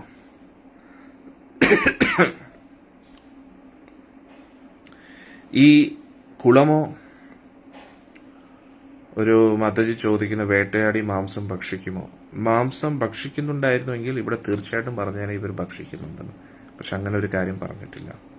മിക്കവാറും ഇവരുടെ താഴ്ന്ന സേവകര് അവർക്ക് ഭക്ഷണമായിട്ട് പോകാറുണ്ട്. കാരണം ഇതിനു മുമ്പേ പറഞ്ഞത് പ്രകാരം ഇവർ സുഭക്ഷ്യമായിട്ടുള്ള ഭക്ഷണം കഴിച്ചതിന് ശേഷമാണ് വേട്ടയ്ക്ക് പോകുന്നത്. അതുകൊണ്ട് ക്ഷത്രിയന്മാര്, ഉയർന്ന രാജാക്കന്മാര്, എത്ര വലിയ നീചന്മാരാണ് ഇപ്പം ദുര്യോധനാദികൾ പോലും, അവർ വേട്ടയാടും. അതെന്തിനാന്ന് വെച്ചാൽ ആയുധന കലകൾ പരിശീലിക്കാൻ വേണ്ടിയാണ്. പക്ഷെ മൃഗങ്ങളെ ഒന്നും അങ്ങനെ ഭക്ഷിക്കാറില്ല. കാരണം അങ്ങനെ ഒരു ഉല്ലേഖനം ഇവിടെ വരുന്നില്ല. മാംസഭക്ഷണം എന്തോ പറഞ്ഞ ആട്ടിനെ പൊരിച്ച് കഴിച്ചുവെന്നോ അത് കഴിച്ചുവെന്നോ അവര് ചിക്കൻ അടിച്ചെന്നോ ഒന്നും പറയുന്നില്ല. അങ്ങനെ ആയിരുന്നുവെങ്കിൽ പിന്നെ അത് തീർച്ചയായിട്ടും അത് പറഞ്ഞേനെ. അങ്ങനെ ഒരു കൾച്ചർ ഇല്ല. ഇന്നാണ് ആ കൾച്ചർ. എന്നാൽ ഈ സംശയം തന്നെ ചോദിക്കേണ്ട വല്ല ആവശ്യമുണ്ട്? ഇവിടെ ഇത്രയും കാര്യങ്ങൾ ചർച്ച ചെയ്യുമ്പോൾ ആ മൃഗങ്ങളെ കുറിച്ച് തന്നെ ചോദിക്കുന്നതിന്റെ അർത്ഥം എന്താണ്? ഹരേ കൃഷ്ണ. എന്നാൽ ഇവിടെ കാരണം അവര് കഴിക്കുകയാണെങ്കിൽ നമുക്കും കഴിക്കാം എന്നാണ് ഉദ്ദേശിച്ചിരിക്കുന്നത്. അവരെത്രയോ കാര്യങ്ങൾ ചെയ്തിരിക്കുന്നു. അതൊന്നും ചോദിക്കാൻ താല്പര്യമില്ല. അവർ കഴിച്ചോ ഇല്ലയോ എന്ന് മാത്രം. കാരണം കഴിച്ചു കഴിഞ്ഞാൽ നമുക്കും കഴിക്കാമല്ലോ. ഇനി അഥവാ അവർ കഴിച്ചാലും അത് ദുര്യോധനാണ്. അവരെ ഫോളോ ചെയ്യാനാണോ താല്പര്യം? എങ്കിൽ പിന്നെ ഫോളോ ചെയ്തോളൂ. അടിച്ചോ, കഴിച്ചോ, എന്നിട്ട് നരകത്തിൽ പോയിരുന്ന് അനുഭവിച്ചോ. എന്നാൽ ഇവിടെ ദുര്യോധന്റെ സൈനികർ ഈ ഒരു ശബ്ദം കേട്ടു. ശബ്ദം കേട്ടിട്ട് ചുറ്റും നോക്കി. എന്നിട്ട് ആ സമയത്ത് ഗന്ധർവ രാജനായ ചിത്രസേനെ കണ്ടു. ചുറ്റും പല ദേവന്മാരും ഉണ്ട്, അപ്സരസുകളുണ്ട്. അന്നേരം ചിത്രസേനൻ കൂട്ടത്തിലുള്ള ഗന്ധർവ തോഴന്മാരുമായിട്ടും അവരുടെ ആ കുളത്തിൽ ഇങ്ങനെ കളിച്ചുകൊണ്ടിരിക്കുകയാണ്. എന്നിട്ട് ചിത്രസേനൻ പറഞ്ഞു, മര്യാദയ്ക്ക് ഈ കുളത്തിൽ നിന്ന് പൊയ്ക്കോണം. നിങ്ങൾ എവിടുന്ന് വരുന്നോ അവിടത്തേക്ക് തിരിച്ചു പോവുക എന്ന് ചിത്രസേനൻ പറഞ്ഞു. ഉടൻ തന്നെ പടയാളികൾ നേരെ ദുര്യോധന്റെ അടുത്ത് എന്നിട്ട് പറഞ്ഞു നടന്ന സംഭവങ്ങളൊക്കെ.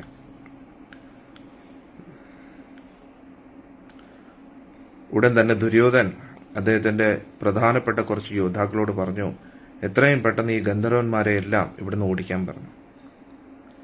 ഉടൻ തന്നെ ആ യോദ്ധാക്കൾ ചിത്രസേനന്റെ അടുത്ത് നിന്നിട്ട് പറഞ്ഞു, ധൃതരാഷ്ട്രരുടെ അതീവ ശക്തനായിട്ടുള്ള പുത്രൻ ദുര്യോധൻ ആജ്ഞാപിക്കുകയാണ്. ഹരേഷ്ണ, നേരത്തെ ഞാൻ തമാശക്ക് പറഞ്ഞു കേട്ടോ, പക്ഷെ സീരിയസ് ആയിട്ടും കൂടെ പറഞ്ഞാൽ നിങ്ങളാരും ടെൻഷൻ അടിക്കേണ്ട ആവശ്യമില്ല.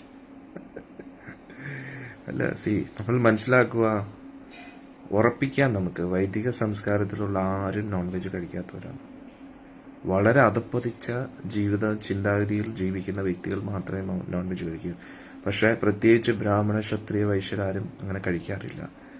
പിന്നെ യജ്ഞത്തിൽ മൃഗങ്ങളെ ആഹൂതി ചെയ്യുന്ന സമയത്ത് യജ്ഞപ്രസാദം എന്ന് പറഞ്ഞതിന്റെ പേരിൽ ഇങ്ങനെ ചെറുതായിട്ടൊന്ന് സ്പർശിക്കുന്നു, അത്രയേ ഉള്ളൂ. അല്ലാതെ അതൊരു സ്ഥിര ഭക്ഷണമായിട്ട് ഒരിക്കലും അവർ ചെയ്യാറില്ല എന്ന് നമുക്ക് മനസ്സിലാക്കാൻ കഴിയും. മനസ്സിലാവുന്നുണ്ടോ? എന്തായാലും ഇവിടെ എടുത്ത് നോക്കിക്കഴിഞ്ഞാൽ സുഭക്ഷ്യമായിട്ടുള്ള ഭക്ഷണം കഴിച്ചതിന് ശേഷം അവർ വേട്ടയ്ക്ക് പോവുകയാണ്. എന്നാൽ ഇത്രയും ഭക്ഷണം കഴിച്ചതിന് ശേഷം പിന്നെ അവർ വേട്ടയ്ക്ക് പോയിട്ട് ആ മൃഗത്തെയും കൂടെ കഴിക്കേണ്ട ആവശ്യമുണ്ടോ? ശരി, വേട്ടയാടിയതിന്റെ വിശപ്പാണെന്ന് പറയാം, അല്ലെങ്കിൽ നേരം പോക്കിന് വേണ്ടി എന്ന് പറയാം. പക്ഷെ അങ്ങനെയാണെങ്കിൽ അതും കൂടെ പറയത്തില്ലേ? ആ മൃഗങ്ങളെയൊക്കെ പൊരിച്ച് തിന്നു എന്നും കൂടെ പറയത്തില്ലേ? എന്തായാലും ഇത്രയും പറഞ്ഞ സ്ഥിതിക്ക് അതും കൂടെ പറയത്തില്ലേ? മനസ്സിലായില്ലേ? എന്നാലും അതൊരു ഡൗട്ടേ വരേണ്ട ആവശ്യമില്ല. ഇനി അങ്ങനെ ഒരു ഡൗട്ട് വന്നാലും നമ്മൾ ചിന്തിക്കുക, അവർ കഴിച്ചു എന്ന് പറഞ്ഞ് നമ്മൾ കഴിക്കേണ്ട ആവശ്യമുണ്ടോ? കാരണം പ്രത്യേകിച്ച് കലിയുഗത്തിൽ 4 കാര്യങ്ങൾ ഒരിക്കലും ചെയ്യാൻ പാടില്ല: മത്സ്യമാംസാദികൾ, ലഹരി പദാർത്ഥങ്ങൾ, അവിഹിത ബന്ധങ്ങൾ, ചൂതുകളി. ഇതിനു മുമ്പേ ചെയ്തിട്ടുണ്ടെങ്കിലും ആര് ചെയ്താലും ഇല്ലെങ്കിലും, ഇപ്പം ഉദാഹരണത്തിന് നമ്മൾ നോക്കുകയാണെങ്കിൽ പാണ്ഡവർ ചൂത് കളിച്ചിട്ടുണ്ട്, അല്ലേ? ആ ചൂതുകളി കൊണ്ട് എന്താ സംഭവിച്ചിട്ടുള്ളത്? നാശനഷ്ടങ്ങളല്ലേ ഉണ്ടായിട്ടുള്ളൂ. ഒരു ഭക്തൻ പറയുന്ന, ഛത്രപതി ശിവാജി, രാജാറാണ പ്രതാപ് എന്നിവരും ക്ഷത്രിയനും സസ്യാഹാരികളായിരുന്നു. അത്രേ ഉള്ളൂ. പിന്നെ അടുത്തത്, എൻ്റെ അടുത്ത് ഇവർ വേട്ടയാടുന്നില്ലെന്നല്ല, വേട്ടയ്ക്കൊക്കെ പോകുന്നുണ്ട്. പക്ഷെ വേട്ടയ്ക്ക് എന്തിനാ വെച്ചാൽ ആയുധങ്ങൾ പഠിക്കാൻ വേണ്ടി തന്നെ. ഇനി ആ മൃഗങ്ങളെ ഇവര് ചിലപ്പോൾ അവിടെ കൂട്ടത്തിലുള്ള താഴ്ന്ന ആൾക്കാർ പോലും ഭക്ഷിക്കണമെന്നില്ല. അത് മറ്റു മൃഗങ്ങൾക്ക് ഭക്ഷണമായിട്ട് തീരും. അല്ലെങ്കിൽ അവരുടെ ശവം മണ്ണിനോട് തന്നെ ചേരും, അല്ലെങ്കിൽ ഏതെങ്കിലും മൃഗങ്ങൾ കഴിക്കും. അത്രയേ ഉള്ളൂ, സിമ്പിൾ. അത്രയ്ക്ക് ചീപ്പല്ല ഇവര്, നമ്മൾ മനസ്സിലാക്കുക. അതുകൊണ്ട് ഞാൻ ആരെയും കളിയാക്കിയതല്ല, പക്ഷേ ഞാൻ ആ പോയിന്റ് ഒന്ന് എക്സ്പ്ലെയിൻ ചെയ്തതേ ഉള്ളൂ കേട്ടോ. ചോദ്യം ചോദിച്ച മാതാജി വിഷമിക്കണ്ട, സുദർശന മാതാജി. അപ്പോൾ പേര് ഞാൻ മറന്നുപോയി, പേര് ഞാൻ പറഞ്ഞു പോയല്ലോ എല്ലാവരുടെയും മുമ്പിൽ. മാതാജി വിഷമിപ്പിക്കാൻ വേണ്ടി പറഞ്ഞതല്ല കേട്ടോ, അങ്ങനെ ആ ഒരു പോയിന്റ് ഒന്ന് ക്ലാരിഫൈ ചെയ്യാൻ വേണ്ടിയായിരുന്നു ഞാൻ പറഞ്ഞത് കേട്ടോ, വേറെ ഒന്നുമില്ല. ഇനി നമുക്ക് ചർച്ച തുടരാം. ഓക്കെ, അന്നേരം ഇവിടെ ചിത്രസേനന്റെ അടുത്ത് വന്നിട്ട് ധൃതരാഷ്ട്രയുടെ സൈനികർ വന്നിട്ട് പറഞ്ഞു, യോദ്ധാക്കൾ വന്നിട്ട് പറഞ്ഞു, ദുര്യോധന്റെ സൈനികർ വന്നിട്ട് പറഞ്ഞു, ധൃതരാഷ്ട്രയുടെ മഹാശക്തനായിട്ടുള്ള പുത്രൻ ദുര്യോധനൻ ഇവിടെ വേട്ടയ്ക്കായിട്ട് വന്നിരിക്കുകയാണ്. അതുകൊണ്ട് നിങ്ങൾ ഇത്രയും പെട്ടെന്ന് ഇവിടുന്ന് സ്ഥലം കാലിയാക്കേണ്ടതെന്ന് പറഞ്ഞു. ഉടൻ തന്നെ ഗന്ധർവന്മാർ ചിരിച്ചു. ധൃതരാഷ്ട്രയുടെ മഹാശക്തനായിട്ടുള്ള പുത്രനോ? ചിത്രസേനൻ പറഞ്ഞു, നിങ്ങളുടെ ദുര്യോധന മഹാരാജാവ് വെറും ഭ്രാന്തനാണ്. അവന്റെ തലയ്ക്ക് എന്തെങ്കിലും ഒരു ബോധം ഉണ്ടെങ്കിൽ ഇങ്ങനെ നമ്മളോട് സംസാരിക്കും. നമ്മൾ ആരാണെന്ന് വിചാരം? നിങ്ങളെ പോലുള്ള മനുഷ്യരൊന്നുമല്ല, മഹാശക്തരായിട്ടുള്ള ഗന്ധർവന്മാരാണ്. പിന്നെ നമ്മൾ അവന്റെ സേവകരും ദാസന്മാരും ഒന്നും അല്ല. അവന്റെ ഈ ഭരണമൊക്കെ അവന്റെ ദാസന്മാരുടെ അടുത്ത് കാണിച്ചാൽ മതിയെന്ന്. ഇനി നിങ്ങളാണെങ്കിൽ ഏറ്റവും വലിയ മണ്ടന്മാരാണ്. അല്ലെങ്കിൽ നിങ്ങൾക്ക് എന്തെങ്കിലും ബോധം ഉണ്ടെങ്കിൽ നിങ്ങൾ ഇങ്ങനെ മരണത്തെ ക്ഷണിച്ചു വരുത്താനായിട്ട് നമ്മുടെ മുമ്പിൽ വരുമോ? അതുകൊണ്ട് മര്യാദയ്ക്ക് ഇവിടുന്ന് സ്ഥലം വിട്ടോണം, അല്ലെങ്കിൽ അധികം താമസിക്കാതെ നിങ്ങൾ നേരെ യമപുരിയിലേക്ക് പോകുന്നത്. വീണ്ടും അവര് പേടിച്ച് ദുര്യോധന്റെ അടുത്തെത്തി. എന്നിട്ട്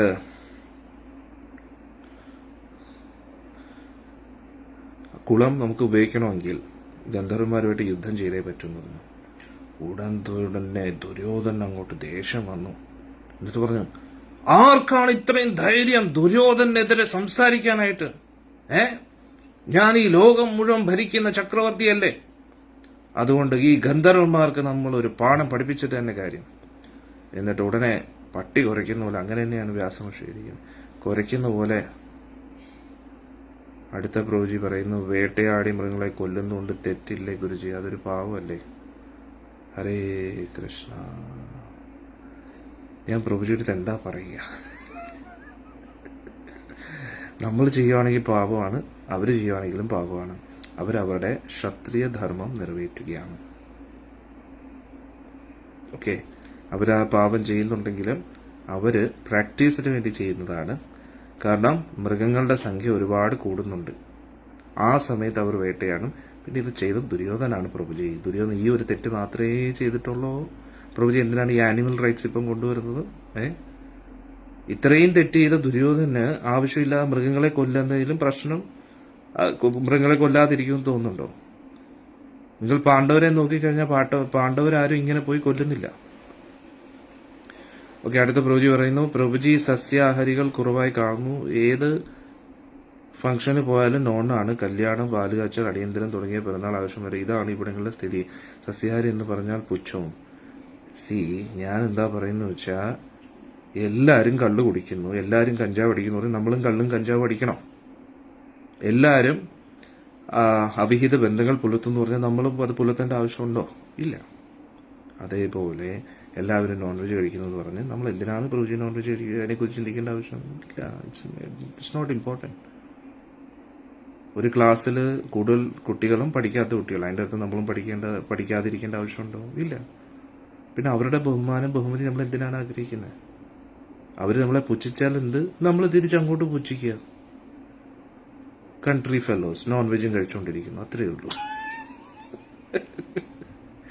വലിയൊരു വെജിറ്റേറിയൻകാർ വന്നിരിക്കുന്നു, നമ്മൾ തിരിച്ചു പറയാം, വലിയൊരു നോൺ വെജുകാർ വന്നിരിക്കുന്നു. വേണമെങ്കിൽ അവർ കഴിച്ചുകൊണ്ട് ഇന്നിപ്പം ചെന്നിട്ട് പറയും, ഇതൊക്കെ തിന്നിട്ട് അകത്ത് എന്താവൂടോ നിങ്ങളുടെ വയറൊക്കെ കുളമാവും മനുഷ്യ. ഈ ശവത്തെ ചിത കത്തിക്കുന്ന സ്ഥലം പോലെ ആയിരിക്കും, ശ്മശാനം പോലെ ആയിരിക്കും നിങ്ങളുടെ സ്ഥലം, നിങ്ങളുടെ ഉള്ളിലെ വയറെന്ന് പറയുക. എല്ലാ ശവത്തെയാണ് കുത്തി നിറയ്ക്കുന്നത്. ആ ശാപമെല്ലാം എവിടെ കൊണ്ട് തീർക്കുമെന്ന് പറയും. നാളെ ടോയ്ലറ്റിൽ പോയാൽ പോലും ഈ ശാപമൊന്നും തീരത്തില്ല. അതെല്ലാം ഉള്ളിൽ തന്നെ കിടക്കും. ഇതേപോലെ അനുഭവിക്കേണ്ടി വരുമെന്ന് പറയും. ഓക്കെ, ഇനി നമുക്ക് ടോപ്പിക്കിലേക്ക് കിടക്കാം. അതായത് ഇവിടെ പറഞ്ഞു, ദുര്യോധൻ ദേഷ്യം വന്നിട്ട് പറഞ്ഞു, നിങ്ങൾ വേഗം ചെന്നിട്ട് ആ ദുഷ്ടന്മാരെ നല്ലൊരു പാഠം പഠിപ്പിക്കും. അവിടെ സാക്ഷാൽ ദേവേന്ദ്രനാണെങ്കിൽ പോലും ഞാനത് സഹിക്കത്തില്ല. ആരെക്കുറിച്ചാണ് പറയുന്നത്? അല്ലേ? ഉടൻ തന്നെ ഗന്ധർവന്മാര് മഹാശക്തന്മാരാന്ന് മനസ്സിലാക്കി ദുര്യോധൻ എന്ത് ചെയ്തു? ആയിരക്കണക്കിന് എല്ലാവിധ ആയുധമായിട്ട് ശക്തമായിട്ടുള്ള കുറെ ഭടന്മാരെ കൊണ്ടുപോയി. എന്നിട്ട് കുളത്തിന്റെ അടുത്തേക്ക് എത്തി. എന്നിട്ട് ഗർജിച്ചുകൊണ്ട് ഭയങ്കര അലറിക്കൊണ്ട് പറഞ്ഞു, അവരെ ആക്രമിക്കാൻ തുടങ്ങി. ഗന്ധർവന്മാർ പറഞ്ഞു, നിങ്ങൾ മര്യാദയ്ക്ക് പുറമോട്ട് പോകണമെന്ന് പറഞ്ഞു. പക്ഷെ ഭടന്മാർ കേട്ടില്ല. അവർ ആയുധങ്ങളുമായിട്ട് മുന്നോട്ട് വന്നു. ചിത്രസേന ദേഷ്യം വന്നു. എന്നിട്ട് പറഞ്ഞു, നല്ല പാഠം പഠിപ്പിച്ചു കൊടുക്കുക ഈ വെട്ടുകളെ എന്ന് പറഞ്ഞു. അങ്ങനെ ഉടൻ തന്നെ ആയിരക്കണക്കിന് ഗന്ധർവന്മാർ ദുര്യോധനാദികളുടെ ഭടന്മാർക്കെതിരെ വന്നു എന്നുള്ളതാണ്. അവരെ കണ്ടുടൻ തന്നെ ഭടന്മാർ ഓടി എന്നുള്ളതാണ്. കർണൻ മാത്രം ഒറ്റയ്ക്ക് അവിടെ ഉണ്ടല്ലോ. അങ്ങനെ കർണൻ ഗന്ധർവന്മാർക്കെതിരെ യുദ്ധം ചെയ്തു. ഇത് ഭയങ്കര രസമാണ്. ഇനി നിങ്ങൾ ശ്രദ്ധിക്കണം, കർണന്റെ വീരസാഹസം എന്താണെന്ന് നിങ്ങൾ നോക്കൂ. ഭയങ്കര വീരയോദ്ധാവാണ്. നോക്കിയാണ്. അന്നേരം ഒരുപാട് അസ്ത്രങ്ങൾ ഗന്ധർവന്മാർക്കെതിരെ അയച്ചു. എന്നിട്ട് 100 കണക്കിന് ഗന്ധർവന്മാരെ അവരുടെ കൈയും കാലും ഒക്കെ അറുത്തു. എന്നിട്ട് ക്രമേണ ഗന്ധർവന്മാരെ ഇങ്ങനെ പുറമോട്ട് തള്ളാൻ തുടങ്ങി. പക്ഷെ വീണ്ടും അവർ വ്യൂഹം തയ്യാറാക്കി ഇനിയും കൂടുതൽ സംഖ്യയോടുകൂടി മുന്നോട്ട് വന്നു. കർണൻ വളരെ ശക്തമായിട്ട് യുദ്ധം ചെയ്ത് ഒരുപാട് ആയിരക്കണക്കിന് ഗന്ധർവന്മാരെ കൊന്നുള്ളതാണ്. ഉടൻ തന്നെ ഈ യുദ്ധത്തെക്കുറിച്ച് കേട്ടിട്ട് കർണൻ ഒറ്റയ്ക്കാണെന്ന് മനസ്സിലാക്കി ദുര്യോധനും ദുശാസനും ബാക്കി സഹോദരന്മാരും കർണനെ സഹായിക്കാനായിട്ട് അവിടെ എത്തി. അങ്ങനെ വളരെ ശക്തമായിട്ടുള്ള യുദ്ധമായി. അങ്ങനെ ഗന്ധർവന്മാര് ഏകദേശം തോൽക്കുന്ന അവസ്ഥയിലേക്ക് എത്തി. ഉടൻ തന്നെ അവർ ചിത്രസേനന്റെ അടുത്ത് എത്തി. എന്നിട്ട് ഇത് പറഞ്ഞ ദുര്യോധനാദികൾ ഒരുപാട് സന്തോഷിച്ചു. അങ്ങനെ ഇത് കേട്ട ഉടനെ തന്നെ ഗന്ധർവരാജനായ ചിത്രസേന രഥത്തിൽ കയറി വേഗം കൗരവരുടെ മുമ്പിൽ വന്നു. ഗന്ധർവരാജന് എല്ലാ തരത്തിലുള്ള യുദ്ധരീതികളും അറിയാം. അതുകൊണ്ട് ദിവ്യാസ്ത്രങ്ങൾ ഉപയോഗിക്കാൻ ആരംഭിച്ചു. അങ്ങനെ നിമിഷങ്ങൾക്കകം ചിത്രസേനന്റെ ആയുധത്താൽ എല്ലാവരും ബോധരഹിതരായി. നിമിഷങ്ങൾക്കകം എല്ലാ ദിശകളിൽ നിന്നും, അതായത് മായാസ്ത്രങ്ങൾ ഉപയോഗിക്കാൻ തുടങ്ങി.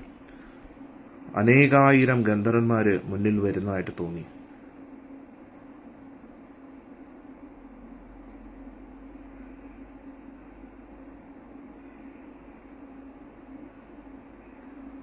അങ്ങനെ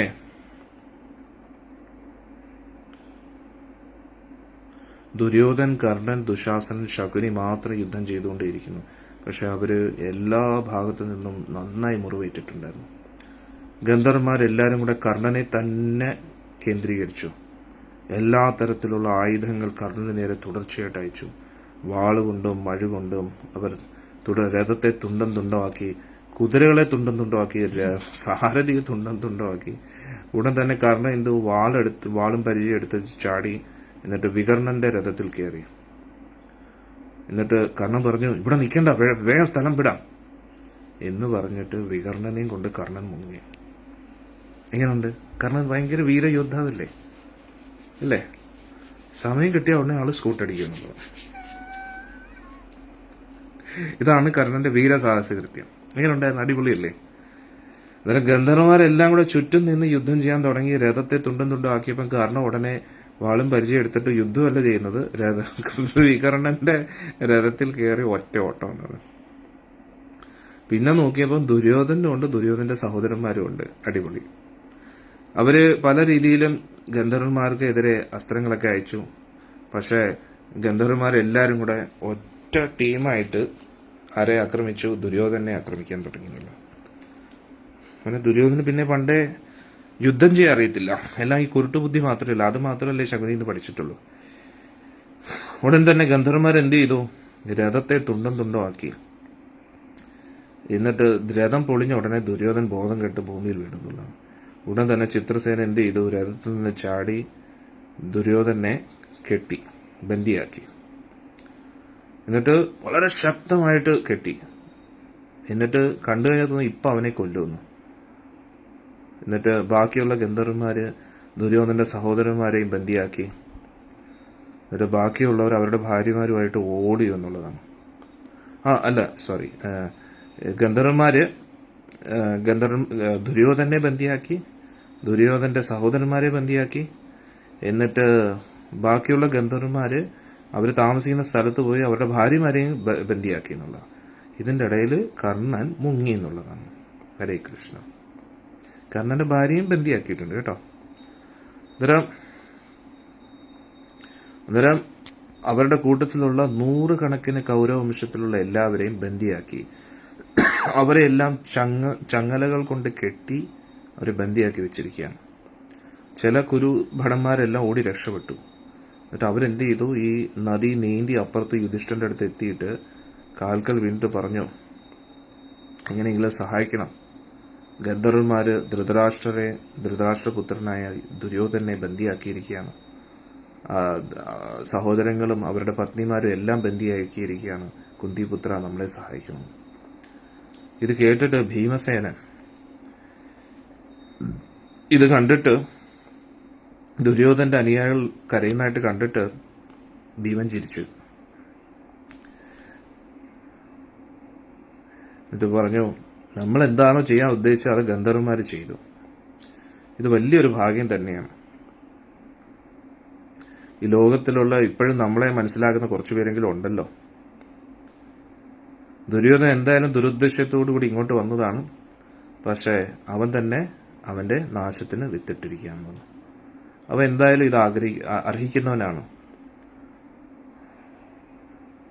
ഇത് കേട്ടിട്ട് യുധിഷ്ഠിരൻ തടഞ്ഞു. എന്നിട്ട് പറഞ്ഞു, ഭീമ, ഇങ്ങനെയുള്ള ക്രൂരവാക്കുകളൊന്നും സംസാരിക്കാതെ. ഇവർ ഭയപ്പെട്ടിരിക്കുകയാണ്. ഇവരോട് ഇങ്ങനെ ക്രൂരമായിട്ട് സംസാരിക്കേണ്ട ആവശ്യം എന്താണ്? അവർ ആശ്രയത്തിനായിട്ട് വന്നിരിക്കുകയല്ലേ. എന്നിട്ട് നമ്മുടെ കുടുംബ പ്രശ്നങ്ങൾ അത് നമ്മുടെ അഭിമാനത്തിന് തടസ്സമായിട്ട് നിൽക്കുന്നത് ശരിയാണോ? നമ്മുടെ കുടുംബത്തിൻ്റെ അഭിമാനവും കൂടെ നമ്മൾ നോക്കണ്ടേ? പുറം ലോകത്ത് നമ്മൾ 5 പേരും അവർ 100 ആയിരിക്കും. പക്ഷേ കുരുവംശത്തിനെതിരെ ഒരു ശത്രു വരുമ്പോൾ നമ്മൾ 105 പേരാണ്. യുധിഷ്ഠിർ മഹാരാജ് കി ജയ്. ഗന്ധർവരാജനായ ചിത്രസേന നന്നായിട്ട് അറിയാം നമ്മൾ ഇവിടെ ഉണ്ടെന്ന്. പക്ഷേ നമ്മളെ അവഗണിച്ചുകൊണ്ടാണ് കുരുവംശത്തിലുള്ള നാരീജനങ്ങളെ അപമാനിച്ചിരിക്കുന്നത്. ഒന്ന് ആലോചിച്ച് നോക്കണം. യുധിഷ്ഠിരന്റെ ഭാര്യയായ ദ്രൗപദി ദേവിയെ അപമാനിച്ചു അല്ലേ? അതുപോലും ഈ സമയത്ത് യുധിഷ്ഠിരൻ ചിന്തിക്കുന്നില്ല. കാരണം അവിടെ അത് സ്വാർത്ഥതയാണെന്ന് യുധിഷ്ഠിർ മഹാരാജന് അറിയാം. എന്നിട്ട് യുധിഷ്ഠിർ മഹാരാജ് എന്ത് ചെയ്തു? മറ്റ് സഹോദരന്മാരോട് നോക്കിയിട്ട് യുധിഷ്ഠിർ മഹാരാജ് പറഞ്ഞു, നിങ്ങളെല്ലാവരും യുദ്ധത്തിനായിട്ട് തയ്യാറാവും, ഉടൻ തന്നെ പോകൂ. എന്നിട്ട് ദുര്യോധനെയും സഹോദരങ്ങളെയും അവരുടെ ഭാര്യമാരെയും രക്ഷിക്കാൻ പറഞ്ഞു.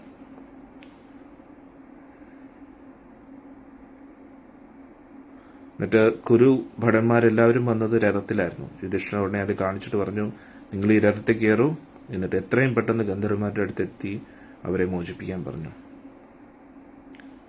എന്നിട്ട് ഇവിടെ പറയും, സാധാരണ ഒരു ക്ഷത്രിയൻ പോലും അവരുടെ മുമ്പിൽ സഹായ അഭ്യർത്ഥിച്ചുകൊണ്ട് വരുന്നവരെ എന്തായാലും രക്ഷിക്കും. അതുകൊണ്ട് പ്രകോദര, നിനക്ക് ഇതിൽ കൂടുതൽ എന്ത് സന്തോഷമാണ് ലഭിക്കാനുള്ളത്? നിന്നോട് ഏറ്റവും കൂടുതൽ മത്സര ബുദ്ധി പുലർത്തുന്ന ആ ദുര്യോധനാണ് ഇപ്പൊ നിന്റെ സഹായത്തിന്റെ ആവശ്യം വന്നിരിക്കുന്നത്. അവന്റെ മുമ്പിൽ ജയിക്കാൻ നല്ലൊരു അവസരമല്ലേ? അതൊക്കെ പറഞ്ഞപ്പോൾ ഭീമന് വലിയ സന്തോഷമായി. എന്നിട്ട് യുധിഷ്ഠിരൻ പറഞ്ഞു, ഞാൻ ഒറ്റയ്ക്ക് പോകുമായിരുന്നു, പക്ഷേ ഞാനിപ്പോൾ യജ്ഞം ചെയ്തുകൊണ്ടിരിക്കുകയാണ്. യജ്ഞം പൂർത്തീകരിക്കാതെ എനിക്ക് വരാൻ കഴിയില്ല. അതുകൊണ്ടാണ് നിങ്ങളോട് പോകാൻ പറഞ്ഞതെന്ന് പറഞ്ഞു. ഇത് കേട്ടോടും തന്നെ അർജുൻ പ്രതിജ്ഞ എടുത്തു, ഗന്ധർവന്മാര് കൗരവരെ മോചിപ്പിക്കുന്നില്ല എങ്കിൽ അവരുടെ രക്തം കൊണ്ട് ഈ ഭൂമി നിറയും എന്ന് പറഞ്ഞു. ഇത് കേട്ടുടൻ തന്നെ കുരുഭടന്മാർക്ക് വലിയ സന്തോഷമായി. ഉടൻ തന്നെ അവർ അവരുടെ രഥം അർജുനന് കൊടുത്തു. ആ രഥത്തിൽ കുറെ 3-4 രഥങ്ങളുണ്ടായിരുന്നു. എന്നിട്ട് അതിൽ ആ രഥങ്ങളിലൊക്കെ 4 സഹോദരന്മാരും കയറി അവരുടെ കവചമൊക്കെ ഇട്ടു. എന്നിട്ട് ഭീമന്റെ നേതൃത്വത്തിൽ അവർ നേരെ കുളത്തിന്റെ ഭാഗത്തേക്ക് തിരിഞ്ഞു എന്നുള്ളതാണ്. 4 ശക്തമായി കത്തുന്ന അഗ്നികളെ പോലെയാണ് അവരെ കാണപ്പെട്ടതെന്ന് പറഞ്ഞു. ഒരു കൗരവർ യുദ്ധത്തിനായിട്ട് പാണ്ഡവരെ കണ്ടപ്പോഴത്തേക്ക് അവർക്കെല്ലാം വലിയ സന്തോഷമായി. അവരുടെ ആ ശബ്ദമൊക്കെ കേട്ടപ്പോൾ ഗന്ധർവന്മാര് ഈ ബന്ദികളാക്കി അവരെ കൊണ്ടുപോകുന്ന സമയത്ത് അവർ തിരിഞ്ഞു നോക്കിയിട്ട് മനസ്സിലാക്കി പാണ്ഡവർ വരുന്നതായിട്ട്. ഉടൻ തന്നെ ഗന്ധർവന്മാരെല്ലാവരും സൈന്യവ്യൂഹം തയ്യാറാക്കി. വലിയൊരു യുദ്ധം പാണ്ഡവരുമായിട്ട് നടന്നു. അർജുൻ പിന്നെയും അവരെ അവസാനമായിട്ട് ഒന്ന് സംസാരിച്ച് പ്രശ്നം തീർക്കാമെന്ന് വിചാരിച്ചു. അതുകൊണ്ട് വില്ല് ഉയർത്തിപ്പിടിച്ചിട്ട് അർജുൻ പറഞ്ഞു, ഗന്ധർവന്മാരെ, ദുര്യോധനെ വെറുതെ വിടൂ എന്ന് പറഞ്ഞു. ഗന്ധർവന്മാർ ചിരിച്ചിട്ട് പറഞ്ഞു, നമ്മൾ ഒരേ ഒരു വ്യക്തിയുടെ ആജ്ഞകളെ സ്വീകരിക്കാറുള്ളൂ, അത് നമ്മുടെ ചിത്രസേനൻ എന്ന് പറയുന്ന രാജാവാണ്. അതുകൊണ്ട് ഭരതവംശിയായ അർജുന, നമ്മൾ അദ്ദേഹം പറയുന്ന മാത്രമേ കേൾക്കൂ. അന്നേരം അർജുനെ ഈ അവഗണിച്ചത് അർജുൻ ഒട്ടും ഇഷ്ടപ്പെട്ടില്ല. പിന്നെ എന്നിട്ട് പറഞ്ഞു, മറ്റുള്ളവരുടെ ഭാര്യയെ തട്ടിയെടുക്കുന്നതും എന്നിട്ട് സാധാരണ ആൾക്കാരുമായിട്ട് യുദ്ധം ചെയ്യുന്ന ഒരിക്കലും ദേവന്മാർക്ക് അനുയോജ്യമായിട്ടുള്ള പ്രവൃത്തിയല്ല. അതുകൊണ്ട് ധർമ്മരാജനായ യുധിഷ്ഠിരന്റെ പേരിൽ ഞാൻ ആജ്ഞാപിക്കുകയാണ്, ഇപ്പോൾ തന്നെ കൗരവരെയും അവരുടെ ഭാര്യമാരെയും മോചിപ്പിക്കുക, അല്ലെങ്കിൽ നമ്മൾ നിങ്ങളെ നിർബന്ധിതനാക്കുമെന്ന് പറഞ്ഞു. വീണ്ടും നോക്കിയപ്പം ഗന്ധർവന്മാര് അതൊന്നും അത്ര ഗൗരവത്തോടുകൂടി എടുക്കുന്നില്ല. ഉടൻ തന്നെ അർജുൻ അസ്ത്രം അയക്കാൻ തുടങ്ങി. വളരെ ശക്തമായ അസ്ത്രങ്ങൾ അയക്കാൻ തുടങ്ങി. ഉടൻ തന്നെ അതിന് മറുപടിയായിട്ട് ഗന്ധർവന്മാരും അസ്ത്രം അയക്കാൻ തുടങ്ങി. പാണ്ഡവർക്കെതിരെ അസ്ത്രങ്ങളും മഴവും ഗദയും വാളും എല്ലാം ആയിരക്കണക്കിന് വന്നുകൊണ്ടേയിരുന്നു. എല്ലാ ദിശകളിൽ നിന്നും അവരെല്ലാം വളരെ വിദഗ്ധമായിട്ട് അതിനെ തടഞ്ഞു എന്നുള്ളതാണ്. വളരെ ശക്തമായിട്ടുള്ളൊരു യുദ്ധം നടന്നു. ആയിരക്കണക്കിന് ഗന്ധർവന്മാർ വെറും 4 മനുഷ്യരുമായിട്ട് യുദ്ധം ചെയ്തുകൊണ്ടിരിക്കുക. പാണ്ഡവരുടെ രഥം തകർക്കാൻ നോക്കി. എങ്ങനെ? കർണന്റെയും ദുര്യോധന്റെയൊക്കെ രഥം തടയുന്ന പോലെ, തകർത്തതുപോലെ. പക്ഷേ അവർക്ക് രഥത്തിന്റെ അടുത്ത് പോലും എത്താൻ കഴിഞ്ഞില്ല. പാണ്ഡവരുടെ അസ്ത്രങ്ങൾ അവരുടെ കൈകാലുകളെ നുറുക്കിക്കൊണ്ടിരിക്കുകയായിരുന്നു. രഥത്തിന്റെ അടുത്ത് പോലും എത്താൻ കഴിയുന്നില്ല. അർജുന് വലിയ ദേഷ്യമായി. അർജുൻ ഉടൻ തന്നെ ദിവ്യാസ്ത്രങ്ങൾ ഉപയോഗിക്കാൻ തുടങ്ങി. ആദ്യം അഗ്നേയാസ്ത്രം എറിഞ്ഞു. ആ അഗ്നേയാസ്ത്രം കൊണ്ട് തന്നെ ആയിരക്കണക്കിന് ഗന്ധർവന്മാർ മരിച്ചു വീണെന്നുള്ളതാണ്. ഭീമനും അസ്ത്രങ്ങൾ അയച്ചു. ആ ഭീമന്റെ അസ്ത്രങ്ങളാൽ അസംഖ്യം ഗന്ധർവന്മാർ മരിച്ചു എന്നുള്ളതാണ്. നമ്മൾ മനസ്സിലാക്കണം, ഭീമന് ഗദായുദ്ധം മാത്രമല്ല, എന്താ പറയുന്നത്, അമ്പും ബില്ലും ഈ ധനുർവിദ്യയും നന്നായിട്ട് അറിയാം. എല്ലാവർക്കും മനസ്സിലാക്കുക. അതേ സമയത്ത് നകുല സഹദേവന്മാരും അവരുടെ ഫുൾ ശക്തിയോടുകൂടി യുദ്ധം ചെയ്തു. അങ്ങനെ എത്രയോ ആയിരക്കണക്കിന് ഗന്ധർവന്മാരെ വീഴ്ത്തിക്കൊണ്ടിരിക്കുകയാണ്. ഗന്ധർവന്മാർ ഉടൻ തന്നെ ആകാശത്തേക്ക് ഉയർന്നു. എന്നിട്ട് അവരുടെ ഈ ബന്ദികളെയും കൂടെ പിടിച്ചുയർത്തി. അവരെയും അവിടുന്ന് നേരെ ദേവലോകത്തേക്ക് കൊണ്ടുപോകാനുള്ള ശ്രമത്തിലായിരുന്നു. പക്ഷെ ആ സമയത്ത് അർജുനൻ എന്ത് ചെയ്തു? അന്നേരം നമ്മൾ മനസ്സിലാക്കേണ്ടത്, ഗന്ധർവന്മാരെന്ന് പറഞ്ഞു കഴിഞ്ഞാൽ ഉയർന്ന ദേവന്മാരല്ല. നമ്മുടെ ഈ ലോകം, ഭൂലോകം, ഭുവർലോകം, സ്വർലോകം. സ്വർലോകത്തുള്ളവരാണ് ആക്ച്വൽ ദേവന്മാര്. അന്നേരം ഈ ഭുവർലോകവാസികളാണ് യക്ഷന്മാരും ഗന്ധർവന്മാരും ഒക്കെ. അവരത്ര നല്ല ടീംസൊന്നും അല്ല. അവര് തക്കം കിട്ടിക്കഴിഞ്ഞാൽ മനുഷ്യരെ ദ്രോഹിക്കാൻ നോക്കുന്ന ആൾക്കാരാണ്. പക്ഷെ എല്ലാവരും അങ്ങനെ ആവണമെന്നില്ല. പക്ഷെ ഭഗവാന്റെ ഭക്തരുമാണ്. മനുഷ്യരെ പോലെ തറകളല്ല, പക്ഷെ ദേവന്മാരെ പോലെ ഉയർന്നവരുമല്ല. അതായത് യക്ഷന്മാര് അവരൊക്കെ ആ ഒരു വിഭാഗത്തിൽ പെടുന്ന ആൾക്കാരാണ്. ഓക്കെ. അന്നേരം ഇവരെയൊക്കെ ബന്ദികളാക്കി ഉയർന്നു പോകുന്ന സമയത്ത് എന്ത് ചെയ്തു? അർജുനൻ 10,000-ൽ പരം അസ്ത്രങ്ങൾ ഒരു നിമിഷം കൊണ്ട് അയച്ചു തന്നു. അങ്ങനെ ഒരു വലിയൊരു വല തന്നെ നിർമ്മിക്കപ്പെട്ടു ഗന്ധർവന്മാർക്കെതിരെ. ഉടൻ തന്നെ ഭീമന്റെ വീട്ടിലിന് പ്രത്യേക പേരുണ്ട് ഗുരുജി. പേരുണ്ട്, ഇപ്പൊ ഞാൻ അത് കണ്ടില്ല, ഞാൻ നോക്കട്ടെ, തപ്പിപ്പിടിക്കാം. അന്നേരം ഇവിടെ ഈ എന്തു പറയുന്നേ, അർജുൻ അസ്ത്രങ്ങൾ കൊണ്ട് വലിയൊരു വല തന്നെ നിർമ്മിച്ചു എന്നുള്ളത്. അത്രയ്ക്ക് അസ്ത്രങ്ങൾ അയച്ചു എന്നുള്ളതാണ്. ആ സമയത്ത് ഗന്ധർവന്മാര് ദേഷ്യം വന്നിട്ട് മറുപടിയായിട്ട് വേറെ കുറെ അസ്ത്രങ്ങൾ അർജുനെതിരെ അയച്ചു. ആ സമയത്ത് ചന്ദ്രകല ആകൃതിയിലുള്ള കുറെ അസ്ത്രങ്ങൾ അർജുൻ തിരിച്ചയച്ചു. ആ അസ്ത്രങ്ങളാൽ ഗന്ധർവന്മാരുടെ തലയറ്റുപോയി, കൈകളറ്റുപോയി. ഉടൻ തന്നെ പല പല ദിവ്യാസ്ത്രങ്ങൾ അർജുനെതിരെ അയച്ചു. പക്ഷെ അർജുൻ നിഷ്പ്രയാസം അതിലേക്ക് തടഞ്ഞു എന്നുള്ളതാണ്. പല പല ദിവ്യാസ്ത്രങ്ങൾ ആവാഹിച്ചുകൊണ്ട് അർജുൻ വലിയ നാശനഷ്ടങ്ങൾ കൊണ്ടുവന്നു ഗന്ധർവന്മാർക്കെതിരെ. അന്നേരം ചിത്രസേന ഇതെല്ലാം കണ്ടുകൊണ്ടിരിക്കുക. പാണ്ഡവര് ഗന്ധർവ സൈന്യത്തെ തീർക്കാറായി എന്ന്, നശിപ്പിച്ചുകൊണ്ടിരിക്കുക എന്ന് കണ്ടിട്ട് ഉടൻ തന്നെ എന്ത് ചെയ്തു? ഗദയും പിടിച്ചുകൊണ്ട് അർജുന്റെ നേരെ ചാടി വരികയാണ്. കുറച്ച് അസ്ത്രങ്ങൾ കൊണ്ട് അർജുൻ ആ ചിത്രസേനന്റെ ഗദയെ 7 തുണ്ടാക്കി എന്നുള്ളതാണ്. എന്നിട്ട് മായാശക്തികൾ ഉപയോഗിച്ച് പാണ്ഡവർക്കെതിരെ യുദ്ധം ചെയ്യാൻ തുടങ്ങി. മായാശക്തികളിലൂടെ പാണ്ഡവരുടെ ചുറ്റും പല പല മായാവി കാഴ്ചകളും കൊണ്ടുവന്നു. ഉടൻ തന്നെ ശബ്ദവേദി അസ്ത്രം ഉപയോഗിച്ച് ആ മായയെ തടഞ്ഞു അർജുൻ. ചിത്രസേന അപ്രത്യക്ഷമായിട്ട് ആയുധങ്ങളുടെ ഒരു മഴ തന്നെ പെയ്പ്പിച്ചു. പലതരത്തിലുള്ള അസ്ത്രങ്ങളും വരാൻ തുടങ്ങി. പക്ഷെ അതെല്ലാം അർജുൻ അദൃശ്യനായിട്ടുള്ള എതിരാളിക്കെതിരെ എങ്ങനെയാണ് യുദ്ധം ചെയ്യേണ്ടത് എന്നുള്ള ആ ഒരു വിദ്യ ഉപയോഗിച്ച് അതും തടഞ്ഞു. ഇനി അടുത്ത ചിത്രസേന അന്നേരം ചിന്തിച്ചു, ഞാൻ പാണ്ഡവരുടെ അഭിമാനത്തെ രക്ഷിക്കാൻ വേണ്ടിയാണ് യുദ്ധം ചെയ്തത്.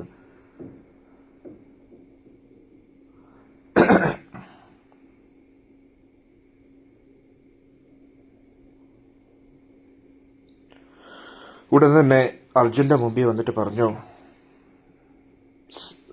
അർജുന, നിന്റെ സുഹൃത്ത് തന്നെയാണ് നിന്നോട് യുദ്ധം ചെയ്യുന്നത്. അന്നേരം ചിത്രസേനൻ വളരെ ശാന്തനായിട്ട് വന്നു എന്ന് കഴിഞ്ഞപ്പോൾ അർജുനൻ ആയുധങ്ങളൊക്കെ പിൻവലിക്കുകയാണ്. സഹോദരങ്ങൾ അത് തന്നെ ചെയ്തു. എന്നിട്ട് ഗന്ധർവരാജനായ ചിത്രസേനൻ പറഞ്ഞു, അങ്ങേക്ക് സുഖമാണോ എന്നൊക്കെ ചോദിച്ചു. എന്നിട്ട് അർജുനൻ പറഞ്ഞു, ഈ കൗരവരെ ശിക്ഷിച്ചുകൊണ്ട് അങ്ങേക്ക് എന്ത് കിട്ടാനാണ്? ദുര്യോധനെയും ദുര്യോധൻ്റെ അനുയായികളെ എന്തിനാണ് ഇങ്ങനെ ബന്ദിയാക്കിയത്? ഉടനെ ചിത്രസേനൻ ചിരിച്ചിട്ട് പറഞ്ഞു, ധനഞ്ജയ, ദുര്യോധൻ ഇങ്ങോട്ട് വരുന്നതായിട്ട് എനിക്ക് നേരത്തെ അറിയാമായിരുന്നു. അവർ നിങ്ങളെ കളിയാക്കാനും നിങ്ങളെ അപമാനിക്കാനുമായിരുന്നു വന്നത്. ഇത് മനസ്സിലാക്കി ദേവേന്ദ്രൻ തന്നെയാണ് എനിക്ക് നിർദ്ദേശങ്ങൾ നൽകിയത് ഈ ദുഷ്ടന്മാരെയും അവരുടെ ബന്ധുക്കളെ എല്ലാം ബന്ദിയാക്കാൻ. എന്നിട്ട് ബന്ദിയാക്കി നേരെ ദേവേന്ദ്രന്റെ മുമ്പിൽ സമക്ഷത്തിൽ കൊണ്ടുവരാനായിട്ട് പറഞ്ഞു. അതുകൊണ്ട് നമ്മളെ ദേവേന്ദ്രന്റെ മുമ്പിൽ ഇവരെ കൊണ്ടുപോകാനായിട്ട് അനുവദിക്കണമെന്ന് പറഞ്ഞു. അർജുൻ തല ഉലുക്കിയിട്ട് പറഞ്ഞില്ല, എന്നെ നിങ്ങൾക്ക് സന്തോഷിക്കണമെന്നുണ്ടെങ്കിൽ ഇവരെ വെറുതെ വിടണം. ഇത് ധർമ്മരാജനായ യുധിഷ്ഠിരന്റെ ആജ്ഞയാണ്. ഹരേ കൃഷ്ണ. അന്നേരം എന്തുമാത്രം ചമ്യം നോക്കണേ ദുര്യോധനൻ. അതായത് യുധിഷ്ഠിര മഹാരാജിന്റെ കയ്യിൽ, യുധിഷ്ഠിര മഹാരാജ് കി ജയ്, സൈന്യമില്ല, ഒന്നുമില്ല, പക്ഷെ ആളുടെ കമാൻഡിന്റെ പവർ കണ്ടോ. ദേവലോകവാസികൾ പോലും ഇദ്ദേഹത്തിന്റെ ആജ്ഞയെ ലംഘിക്കത്തില്ലെന്നുള്ള. ഉടൻ തന്നെ ഗന്ധർവന്മാർ പറഞ്ഞു, ഈ ദുര്യോധനും ദുര്യോധന്റെ ആൾക്കാരും ഈ ഒരു ദയ അർഹിക്കുന്നില്ല. അവരേറ്റവും വലിയ ദുഷ്ടന്മാരാണ്. നിങ്ങളോട് ഇത്രയും ദ്രോഹങ്ങളൊക്കെ ചെയ്തു, നിങ്ങളുടെ ഭാര്യയെ അപമാനിച്ചു. അതുകൊണ്ട് നിങ്ങളെ ഇനിയും ദ്രോഹിക്കാൻ വേണ്ടിയായിരുന്നു അവരിവിടെ വന്നത്. യുധിഷ്ഠിരൻ ഇതൊന്നും അറിയത്തില്ലെന്നാണ് തോന്നുന്നത്. നമ്മൾ യുധിഷ്ഠിരനെ പറഞ്ഞ് മനസ്സിലാക്കാൻ ശ്രമിക്കാം. എന്നിട്ട് അതിനുശേഷം യുധിഷ്ഠിരൻ എന്താ തീരുമാനിക്കുന്നതെന്ന് നമുക്ക് തീരുമാനിക്കാമല്ലോ എന്ന് പറഞ്ഞു. എന്നിട്ട് അർജുൻ, ശരി, അത് നമുക്ക് ചെയ്യാമെന്ന് പറഞ്ഞു. അങ്ങനെ ഒന്ന് ആലോചിച്ച് നോക്കണം, യുധിഷ്ഠിരന്റെ പവർ എന്താന്ന് നോക്കണം. അങ്ങനെ അർജുൻ സമ്മതിച്ചു. ഇവരെല്ലാവരും കൂടെ ചേർന്ന് യുധിഷ്ഠിരന് മുമ്പിൽ എത്തി. എന്നിട്ട് പറഞ്ഞു, ഇങ്ങനെയൊക്കെയാണ് കാര്യങ്ങൾ. യുധിഷ്ഠിരൻ പറഞ്ഞു,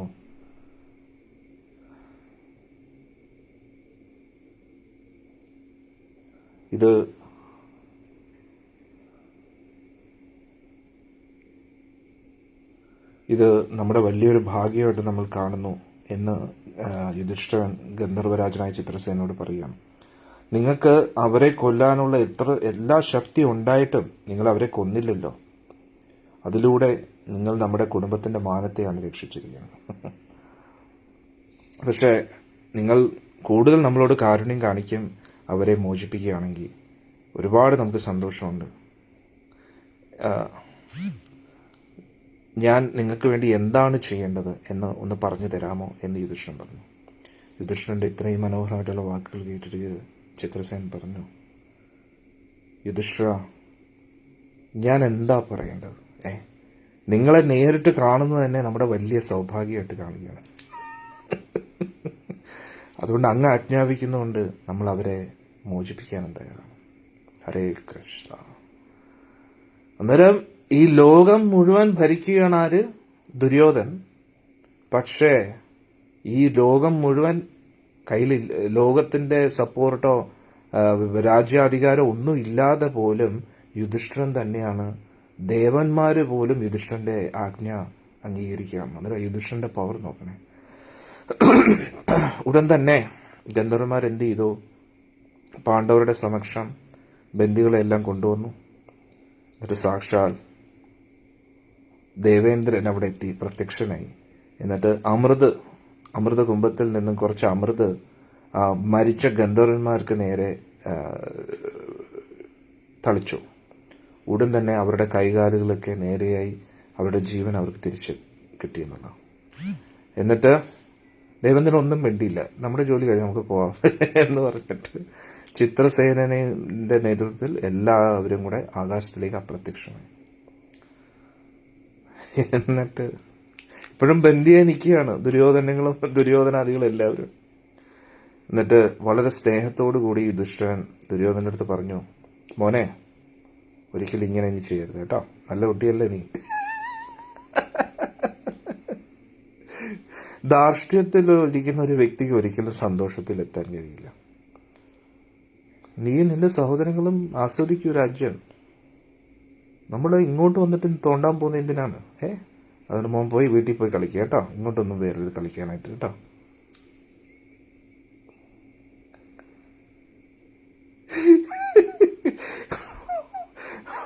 ദുര്യോധൻ നെഞ്ചത്തൊരു കത്തി കുത്തി കയറ്റിയാൽ ഇത്രയും വേദന. ഇവിടെ മഹാഭാരതത്തിൽ പറയുന്നു ദുര്യോധന്റെ ഹൃദയം 2 തുണ്ടമായി. അവ എന്താണ് ഉദ്ദേശിച്ചത്? അതിന് നേരെ വിപരീതമാണ് നടന്നത്. ശത്രുക്കളെ അപമാനിക്കാൻ, പാണ്ഡവരെ അപമാനിക്കാൻ വേണ്ടിയാണ് വന്നത്. ഇത് സ്വയം അപമാനിതനായെന്നുള്ളതാണ്. ആളുടെ ബോധമൊക്കെ പോയെന്നുള്ളത്. ആൾക്ക് ജീവനുണ്ടെന്നേ ഉള്ളൂ, പക്ഷെ ബോധമൊന്നും ഇല്ലാതെ ആരോടും ഒന്നും സംസാരിക്കുന്നില്ല. പാണ്ഡവർ യജ്ഞം തുടർന്നുകൊണ്ടേയിരുന്നു. എന്നിട്ട് ബ്രാഹ്മണർ ഇതുമായിട്ട് ഒരു ബന്ധമില്ലാത്ത രീതിയിൽ അവരവരുടെ യജ്ഞം തുടർന്നുകൊണ്ടേയിരുന്നു. പക്ഷെ ദുര്യോധന്റെ ഉള്ളിൽ നിന്ന് ഈ തോൽവിയുടെ ആ വേദന പോകുന്നില്ല എന്നുള്ളതാണ്. ഏകദേശം ഒരു 15 കിലോമീറ്ററോളം ദൂരെ പോയതിനു ശേഷം ഇരുട്ടായി, രാത്രിയായി. അവര് അടുത്ത ഏറ്റവും വലിയ കോമഡി, കർണൻ ഇതുവരെ പൊങ്ങിയിട്ട് ഭയങ്കര കോമഡി ആട്ടോ. ഇനിയുള്ള ഭാഗം ഭയങ്കര രസം. നദിയുടെ തീരത്ത് തന്നെ കർണന്റെ അഡ്രസ് ഇല്ല. അതാണ് ഇനിയാണ് നോക്കേണ്ട അടുത്ത കോമഡി. കർണൻ ഇപ്പം പൊങ്ങി വരും. നദീ തീരത്ത് തന്നെ എന്തോ ഒരു ശിബിരമൊക്കെ പണിഞ്ഞ് അവിടെ അവര് നിൽക്കുകയാണ്. ഒരു തീയൊക്കെ കൂട്ടി. ഉറക്കമൊക്കെ പോയി ദുര്യോധന്റെ. വേദന കൊണ്ട് പുകഞ്ഞുകൊണ്ടിരിക്കുകയാണ്. സൂര്യോദയത്തിന് മുമ്പായിട്ട് കർണൻ വന്നു ദുര്യോധന.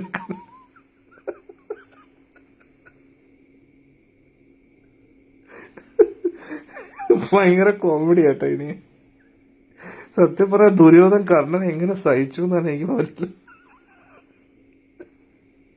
ചാൻസ് കിട്ടിയ മുങ്ങുന്ന ആളാണ്.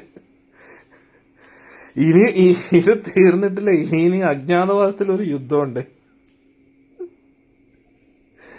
അന്നേരം കാരണം സൂര്യോദയത്തിന് മുമ്പായിട്ട് ദുര്യോധനെ കാണാൻ വന്നു. അന്നേരം ഗന്ധർവന്മാരാൽ തോൽപ്പിക്കപ്പെട്ടതുകൊണ്ട് കൗരവര് ബന്ദിയാക്കിയ വിവരം കർണൻ അറിഞ്ഞില്ലായിരുന്നു. എന്നിട്ട് തിരിച്ചു വന്നതിന് ശേഷം കർണനോട് ആരും ഒന്നും പറഞ്ഞില്ല. എത്ര നാണുകെട്ട തോൽവിയാണെന്ന് ഒന്നും പറഞ്ഞില്ല. അതുകൊണ്ട് കർണൻ അങ്ങ് ഊഹിച്ചു. എന്താ ഊഹിച്ചെന്ന് വെച്ച് കഴിഞ്ഞാൽ ദുര്യോധൻ ഒറ്റയ്ക്ക് ഗന്ധർവന്മാരെ എല്ലാം തോൽപ്പിച്ചു എന്ന്.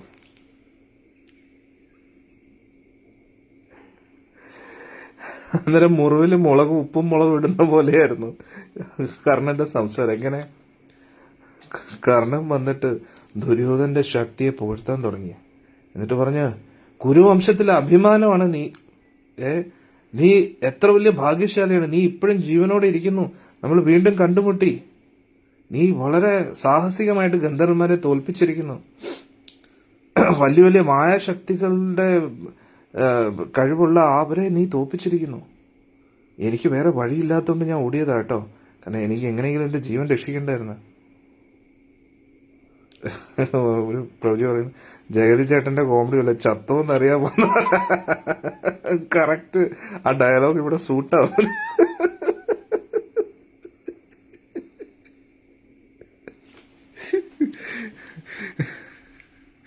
എന്നിട്ട് മൊത്തം ബാൻഡേജ് കെട്ടുമ്പോ ഇത്രയും ഫ്രാക്ചറും അതും ഇതൊക്കെ ഉണ്ടായിരുന്നു. അന്നേരത്തേക്ക് ഇവിടെ എന്തോ വലിയ മിസൈലും ഒഴുകണമുണ്ട്. ഇത്ര ഉണ്ടയാണ് പുറത്തെടുത്തെന്ന് പറയുമ്പോഴത്തേക്ക് വല്ല മിസൈലും ഉണ്ടായിരുന്നു. അതേപോലെ അവസ്ഥയെ ദുര്യോധന. എന്നിട്ട് കാരണം ഒരു ഉളുപ്പില്ലാതെ പറയാണ്, സുഹൃത്തെ, എന്റെ ജീവൻ രക്ഷിക്കാൻ വേണ്ടി ഞാൻ ഓടിയതാണ്. എന്റെ ദേഹം മുഴുവൻ അസ്ത്രങ്ങൾ കൊണ്ട് കുത്തി നിറച്ചിരിക്കുമായിരുന്നു. പക്ഷേ നീയും നിന്റെ സഹോദരങ്ങളും ഭാര്യമാരും സുരക്ഷിതരായിട്ട് കണ്ടിട്ട് എനിക്ക് വലിയ അത്ഭുതം.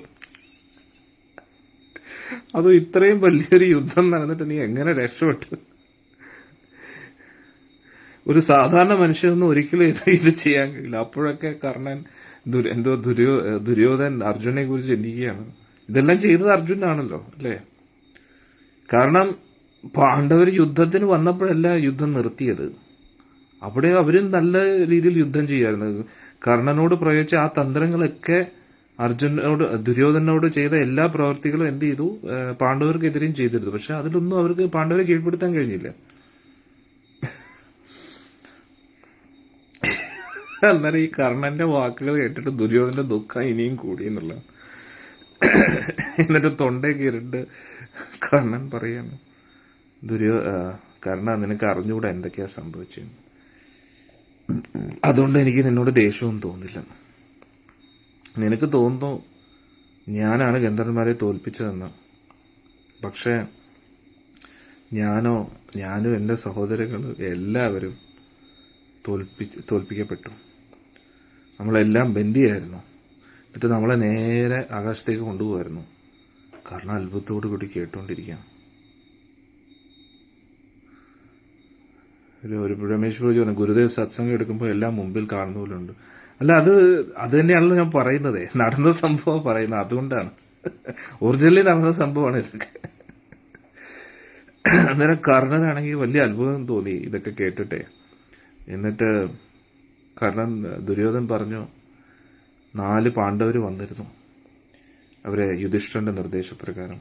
എന്നിട്ട് ഗന്ധർവന്മാരെ തോൽപ്പിച്ചു. എന്നിട്ട് എല്ലാവരുടെ മുമ്പിൽ പബ്ലിക്കായിട്ട് ഇൻസൾട്ട് ചെയ്തിട്ട് നമ്മൾ എന്തിനാണ് ദ്വൈതവരുത്തി വന്നതെന്ന് എല്ലാവരുടെ മുമ്പിൽ പറഞ്ഞു. ചിത്രസേനൻ പാണ്ഡവരുടെ മുമ്പിൽ ചെയ്ത് പറഞ്ഞപ്പോൾ എനിക്ക് തോന്നി എന്നെ കുഴിച്ചു മൂടുന്നതായിരുന്നു നല്ലത് ഇതിനെക്കാട്ടി.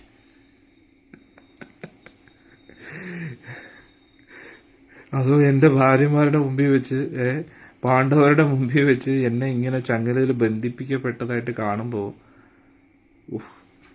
തൊലി ഉരിഞ്ഞു പോയി കർണ. അവരെൻ്റെ ഏറ്റവും വലിയ ശത്രുക്കളാണ്. എന്നും എൻ്റെ ശത്രുക്കളായിട്ട് തന്നെ ഇരിക്കും. പക്ഷെ അവരാണ് എന്നെ മോചിപ്പിച്ചിരിക്കുന്നത്. ഇപ്പം ഞാൻ എൻ്റെ ജീവൻ അവരോട് കടപ്പെട്ടിരിക്കുന്നു. ഇതിനെക്കാട്ടി നല്ലത് കർണ യുദ്ധത്തിൽ മരിക്കുന്നതായിരുന്നു. എന്നിട്ട് ദുര്യോധൻ കരയാൻ തുടങ്ങി, പറഞ്ഞിട്ട് കരയാൻ തുടങ്ങി. എന്നിട്ട് കർണനാണെങ്കിൽ ആശ്വസിപ്പിക്കാൻ നോക്കി പല പ്രാവശ്യവും പല രീതിയിലായിട്ടും. പക്ഷേ എങ്ങനെയൊക്കെയോ ദുര്യോധന വിഷമതി എന്നൊക്കെ പുറത്ത് വന്നിട്ട് ഗൗരവത്തോട് പറയാം, സുഹൃത്തെ കേൾക്കൂ, ഇനി മുതൽ ഞാൻ ഇവിടെ തന്നെ ഇരിക്കുകയാണ്. മരണം വരെ ഇനി ഉപവാസം ഇരിക്കുകയാണ്. എൻ്റെ സഹോദരങ്ങളും ബന്ധുക്കളും എല്ലാം തിരിച്ച് ഹസ്തിനപുരിയിലേക്ക് പോകും. എന്നെ വളരെ ഘോരമായിട്ട് അപമാനിച്ചിരിക്കുകയാണ് എൻ്റെ ശത്രുക്കൾ. അതുകൊണ്ട് ഞാൻ ഇനി ഹസ്തിനപുരിയിലേക്ക് തിരിച്ചെത്തുന്നില്ല. ശത്രുക്കൾക്കെല്ലാം എന്നോട് വലിയ ഭയമായിരുന്നു. എല്ലാവർക്കും എല്ലാ സുഹൃത്തുക്കളെല്ലാം എന്നെ വളരെ ബഹുമാനത്തോടുകൂടി നോക്കുകയായിരുന്നു. ഞാൻ ഇപ്പോൾ വേറെ ഒരു കോമാളിയായില്ലേടെ. ഞാൻ ഈ രൂപത്തിൽ എൻ്റെ ഹസ്തിനപുരിയിലേക്ക് എത്തിക്കഴിഞ്ഞാൽ ഞാൻ എൻ്റെ അച്ഛനോട് എന്താണ് പറയുക? ഭീഷ്മരോട് എന്ത് പറയും? ദ്രോണരോട് എന്ത് പറയും? കൃപാചാര്യരോട് എന്ത് പറയും? അശ്വത്ഥാമൻ വിതുരരോട് എന്ത് പറയും? ഇതൊന്നും നേരത്തെ ആലോചിച്ചില്ല.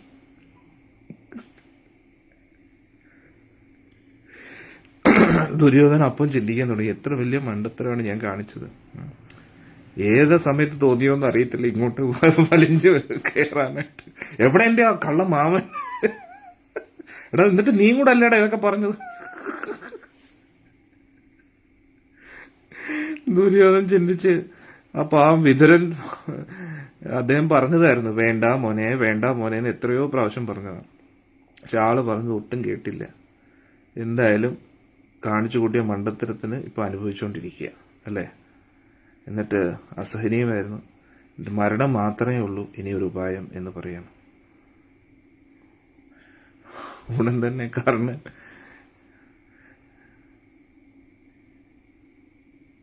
കർണന്റെ കണ്ണിലൊക്കെ നോക്കിയിട്ട് കരഞ്ഞുകൊണ്ട് പാവം ഈ ദുര്യോധനൻ പറയുകയാണ്, എന്നെ പോലുള്ള വിഡ്ഢികൾ ഭയങ്കര അഹങ്കരിച്ച് നടക്കുന്നു. എത്ര സമ്പത്തും അതൊക്കെ കിട്ടിയിട്ട് എന്ത് പ്രയോജനം? ഞാൻ വലിയൊരു നീചനാണ്. അതുകൊണ്ട് ഞാൻ ദുഃഖം അനുഭവിച്ചേ പറ്റൂ. അതുകൊണ്ട് ഞാനിവിടെ കിടന്ന് മരിക്കുകയാണ്. എനിക്കും ജീവിക്കാൻ ഒട്ടും താല്പര്യമില്ല. സ്വന്തം ശത്രുക്കളുടെ മുമ്പിൽ ഇങ്ങനെ ഒരു ബന്ദിയെ പോലെ. അതാണ് ദേവേന്ദ്രൻ വന്നിട്ട് ഒന്നും മിണ്ടാതെ നമ്മുടെ ടാർഗറ്റ് അച്ചീവ്ഡ്. നമുക്കിനി പോവാം. ദേവേന്ദ്രനും കിടലുമാണ്. എന്നിട്ട് പറഞ്ഞു, ഇത്രയും ഒരു അവസ്ഥ ആർക്കും ഉണ്ട്? എന്നെ പോലെ ഇത്രയും അഭിമാനിയുള്ള വ്യക്തിക്ക് തന്നെ ഇത്രയും വലിയൊരു അപമാനം സഹിക്കേണ്ടി വന്നില്ലേ? ഭീമനൊക്കെ ഇങ്ങനെ ചിരിക്കുകയാണ്. അതാണ് എനിക്ക് ഒട്ടും സഹിക്കാൻ പറ്റും. അയ്യോ. എന്നിട്ട് ദുര്യോധനൻ പറഞ്ഞു, എന്റെ അനുജൻ ദുശാസനെ വിളിക്കാൻ പറഞ്ഞു. എന്നിട്ട് ദുശാസൻ വന്നപ്പോൾ ദുര്യോധനൻ പറയാണ്, ഭരതവംശത്തിൽ പിറന്ന ശ്രേഷ്ഠനായ ദുശാസന വളരെ ശ്രേഷ്ഠനാണ്. എന്റെ വാക്കുകൾ നീ കേൾക്കൂ, എന്റെ ആജ്ഞയാണിത്. കേട്ട് കഴിഞ്ഞാൽ തോന്നുന്നു രാമലക്ഷ്മണൻ ബെസ്റ്റ്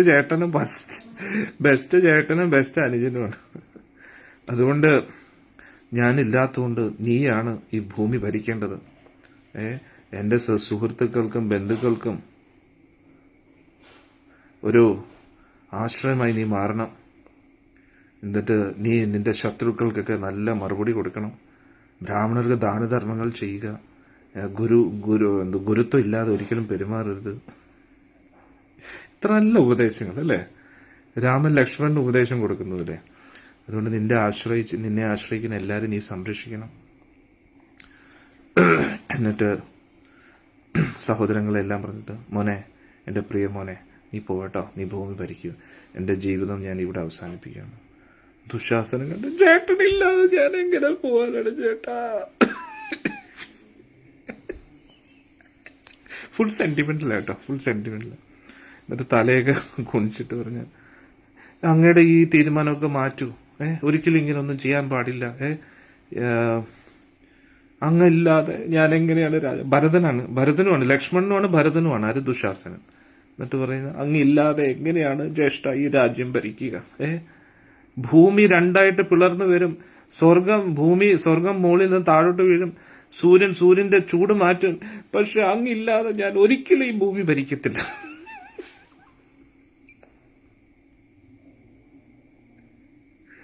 അങ്ങില്ലാതെ ഞാൻ ജീവിക്കത്തില്ല എന്ന് പറഞ്ഞ ദുശാസൻ ബോധം കെട്ട് ഭൂമിയിൽ. എന്തൊരു അഭിനയല്ലേ എന്റെ അമ്മോ നാരായണ. അങ്ങ് തന്നെയായിരിക്കും ഒരു 100 വർഷം ഈ ലോകം ഭരിക്കേണ്ടത്. ഞാൻ എന്നും അങ്ങയുടെ ദാസനായിട്ട് തന്നെ ഇരിക്കുമെന്ന് പറഞ്ഞു. ഇനി അടുത്ത നടൻ, അടുത്ത ഓസ്കർ അവാർഡ് കിട്ടിയ ആളാണ് കർണൻ. പറയാണ്, വീരന്മാരെ, നിങ്ങളെല്ലാം വീര യോദ്ധാക്കളല്ലേ, നിങ്ങൾ ഒത്തൊരുമിച്ച് എന്താണ് നേടിയെടുക്കാൻ പറ്റുക?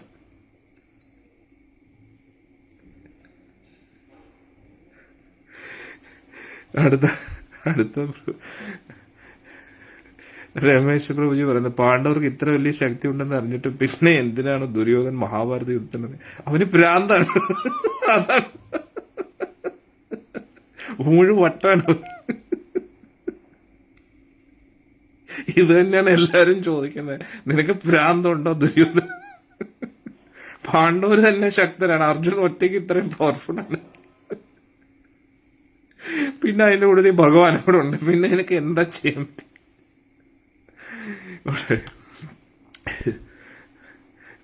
കാരണം പറഞ്ഞ്, നിങ്ങളൊക്കെ വീര യോദ്ധാക്കളല്ലേ, ഇങ്ങനെ കരയുന്ന നിങ്ങൾക്ക് ഒരിക്കലും നല്ലതല്ല. അതുകൊണ്ട് ക്ഷമ കൈവരിക്കൂ. എന്നിട്ട് ഇങ്ങനെ ദുഃഖമൊന്നും നൽകരുത്. നിങ്ങളിങ്ങനെ ദുഃഖിച്ചിരിക്കുന്ന കാണുമ്പോൾ നിങ്ങളുടെ ശത്രുക്കൾക്ക് ഒരുപാട് സന്തോഷമായിരിക്കും. എന്നിട്ട് ദുര്യോധന്റെ തോളിലൊക്കെ കൈവച്ചിട്ട് കർണൻ പറഞ്ഞു, പാണ്ഡവര് അവരുടെ കർത്തവ്യമാണ് നിറവേറ്റിയിരിക്കുന്നത്. അതുകൊണ്ട് ഒരു രാജാവിനെ സംരക്ഷിക്കുക എന്നത് പ്രജകളുടെ കർത്തവ്യമാണ്. എത്ര നല്ല ന്യായം നോക്കണേ. അതുകൊണ്ട് നിന്റെ സംരക്ഷണത്തിലാണ് പാണ്ഡവർ ഇത്രയും സുരക്ഷിതരായിട്ടും സന്തോഷമായിട്ടും ഇവിടെ താമസിക്കുന്നത് അവർ പൂർണ്ണമായിട്ട് നിന്നെ ആശ്രയിച്ചിട്ടാണ് ജീവിക്കുന്നത്, അല്ലാതെ തിരിച്ചല്ല കേട്ടോ. അതുകൊണ്ട് ഒരു സാധാരണ മനുഷ്യനെ പോലെ ഇങ്ങനെ ദുഃഖിക്കാതെ, ദുര്യോധന നീ ഇങ്ങനെ പറയുമ്പോൾ നമ്മൾ മരിക്കുകയാണ്, നമുക്ക് മരണമാണ് ഇതിനെ കട്ടി നല്ലത് എന്നൊക്കെ പറയാണ്. എന്നിട്ട് പറയും, ദുര്യോധന അതുകൊണ്ട് എഴുന്നേക്കൂ, യുദ്ധം ചെയ്യൂ. ഭഗവാൻ കൃഷ്ണ അർജുനെ ഗീത പറഞ്ഞ് മോട്ടിവേറ്റ് ചെയ്തതുപോലെ കർണൻ മോട്ടിവേറ്റ് ചെയ്യുന്നു. നിന്റെ ബന്ധുക്കളെയൊക്കെ ആശ്വസിപ്പിക്കേണ്ട കർത്തവ്യം നിന്റേതല്ലേ. കർണൻ ആവുന്ന പണി 18 നോക്കിയിട്ടും ദുര്യോധന്റെ മനസ്സ് മാറുന്നില്ല. എന്നിട്ട്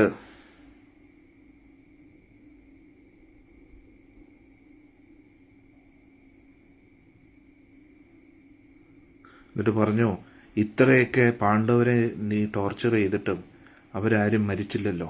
അവർ തുടർന്നുകൊണ്ടിരിക്കുമല്ലോ, പിന്നെ നീ മാത്രം എന്തിനും മരിക്കണം? എന്നിട്ട് പല സമയത്തും ഒരു രാജാവ് ശത്രുക്കളാൽ ബന്ദിയാക്കപ്പെടാറുണ്ട്. എന്നിട്ട് അവരുടെ ഭടന്മാരാണ് ആ രാജാവിനെ രക്ഷിക്കുന്നത്. അതുകൊണ്ട് യുദ്ധത്തിൽ ജയം തോൽവി എന്നത് ആരുടെയും കയ്യിലുള്ളതല്ല. അതുകൊണ്ട് എന്നാലും എപ്പോഴും ഇങ്ങനെ തോൽക്കുമോ?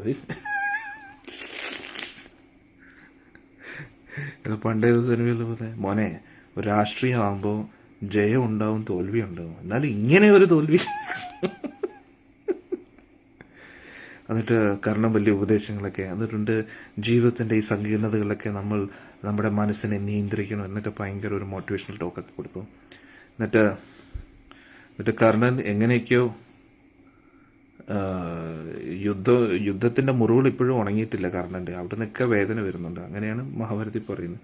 എന്നിട്ട് പറഞ്ഞു, അതുകൊണ്ട് രാജാവ് എഴുന്നേക്കൂ, ഇങ്ങനെ ഒരു തമാശ കഥാപാത്രമാകാതെ കോമാളിയാകാതെ എഴുന്നേക്കൂ, എന്നിട്ട് നമ്മൾ നേരെ നമ്മുടെ രാജ്യം ഭരിക്കാനായിട്ട് പോകണമെന്ന് പറഞ്ഞു.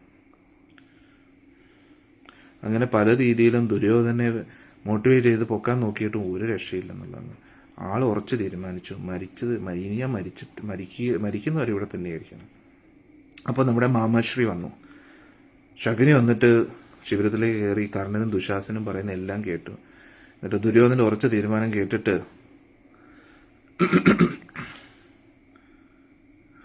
മോനെ, മരുമോനെ, കർണൻ പറയുന്നതൊക്കെ കേട്ടില്ലേ? എത്ര അമൂല്യമായിട്ടുള്ള അറിവുകളാണ് കർണൻ നൽകിയിരിക്കുന്നത്. നീ എന്തിനാണ് പിന്നെ ഇങ്ങനെ വിഡ്ഢിത്തരം കാണിക്കുന്നത്? അന്നേരം ദുര്യോധനൻ വിചാരിച്ചു, എനിക്ക് ഏറ്റവും എനിക്ക് പറ്റിയ അബദ്ധം എന്ന് പറയുന്നത് നിങ്ങളെ കൂട്ടുപിടിച്ചായിരിക്കും അല്ലേ. അതുകൊണ്ട് നീ ഇങ്ങനെ കുട്ടിത്തം ഒന്നും കാണിക്കാതെ.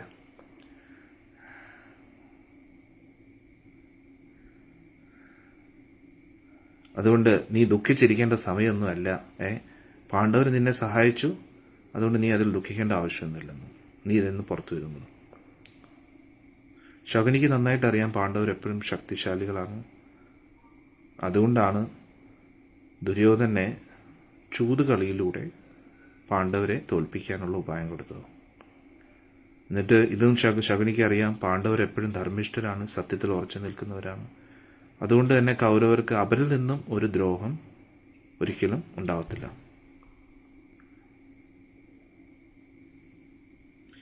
പക്ഷെ ശകുനി വീണ്ടും ചിന്തിച്ചു, പാണ്ഡവരെ തോൽപ്പിക്കാൻ ഒരു രക്ഷയില്ല എന്ന്. അതുകൊണ്ട്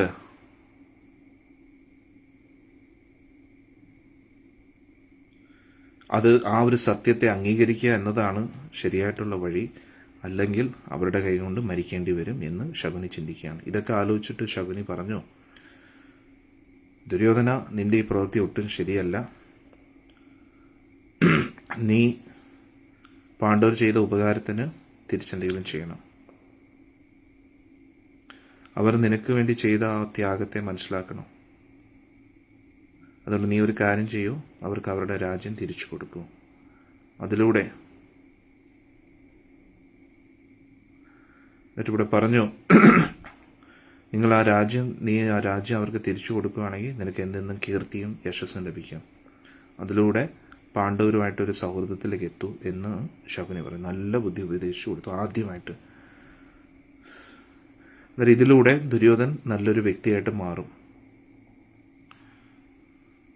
അവരെന്തായാലും ഇപ്പോൾ നിന്നെ രക്ഷിച്ചിരിക്കുകയാണ്, അതിന് പ്രത്യുപകാരമായിട്ട് നീ എന്ത് ചെയ്യൂ, അവരുടെ രാജ്യം തിരിച്ചു കൊടുക്കാൻ ശകുനി ഉപദേശിക്കുകയാണ്.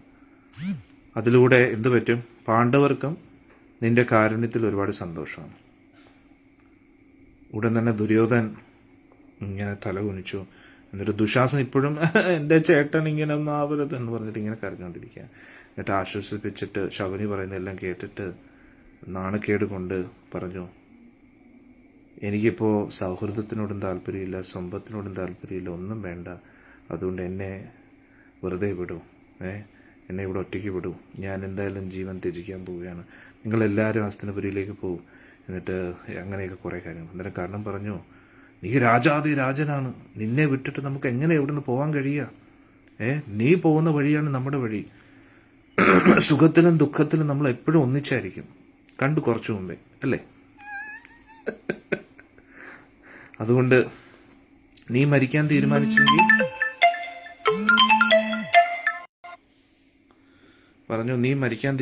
നമ്മൾ എല്ലാവരും ഇവിടെ ഒത്തൊരുമിച്ച് മരിക്കാൻ പോവുകയാണ്. ഓക്കെ? പക്ഷെ എന്നിട്ടും ദുര്യോധൻ ഒട്ടും അനങ്ങിയില്ലെന്നുള്ള ഉറച്ച തീരുമാനത്തിലിരുന്നു. എന്നിട്ട് കുശപ്പുല്ല് വിരിച്ച് രാജകീയ വസ്ത്രങ്ങളെല്ലാം ഉപേക്ഷിച്ച് പഴകിയ തുണികളൊക്കെ ഇട്ട് ശുദ്ധമായിട്ടുള്ള ജലം ധരിച്ച് യോഗ ആസനത്തിലിരുന്നു. എന്നിട്ട് ദേവലോക പ്രാപ്തിക്കായിട്ട് ലക്ഷ്യം വെച്ചുകൊണ്ട് മരണം വരെ ഭക്ഷണം കഴിക്കാതിരിക്കാൻ തീരുമാനിച്ചു. സംസാരിക്കുന്നത് നിർത്തി, പുറമേയുള്ള എല്ലാ പ്രവൃത്തികളും നിർത്തി. എന്നിട്ട് കണ്ണ് പകുതി അടച്ച് പകുതി തുറന്ന് ധ്യാന നിമഗ്നനായിട്ടിരുന്നു. എങ്ങനെയുണ്ട്?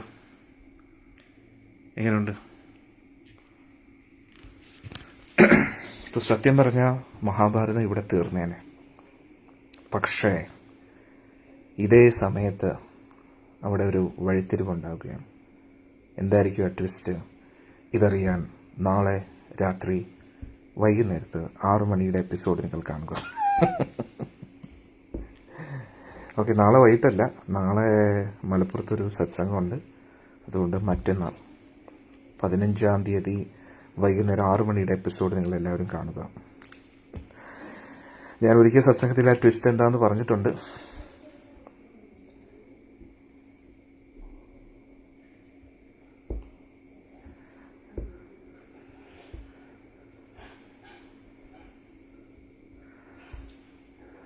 പ്രഭുജി പറയുന്നു, നാട്യശാലത്തിൽ സൂതമനെ ഉപദേശിച്ച ഭാഗവതവും 108 സാളഗ്രാമവും സൂക്ഷിച്ചിട്ടുണ്ട്. പ്രഭുജി, എനിക്ക് കാണാനുള്ള ഭാഗ്യം. തീർച്ചയായും വലിയ ഭാഗ്യമാണ്. ഇപ്പോൾ നല്ല കാര്യം.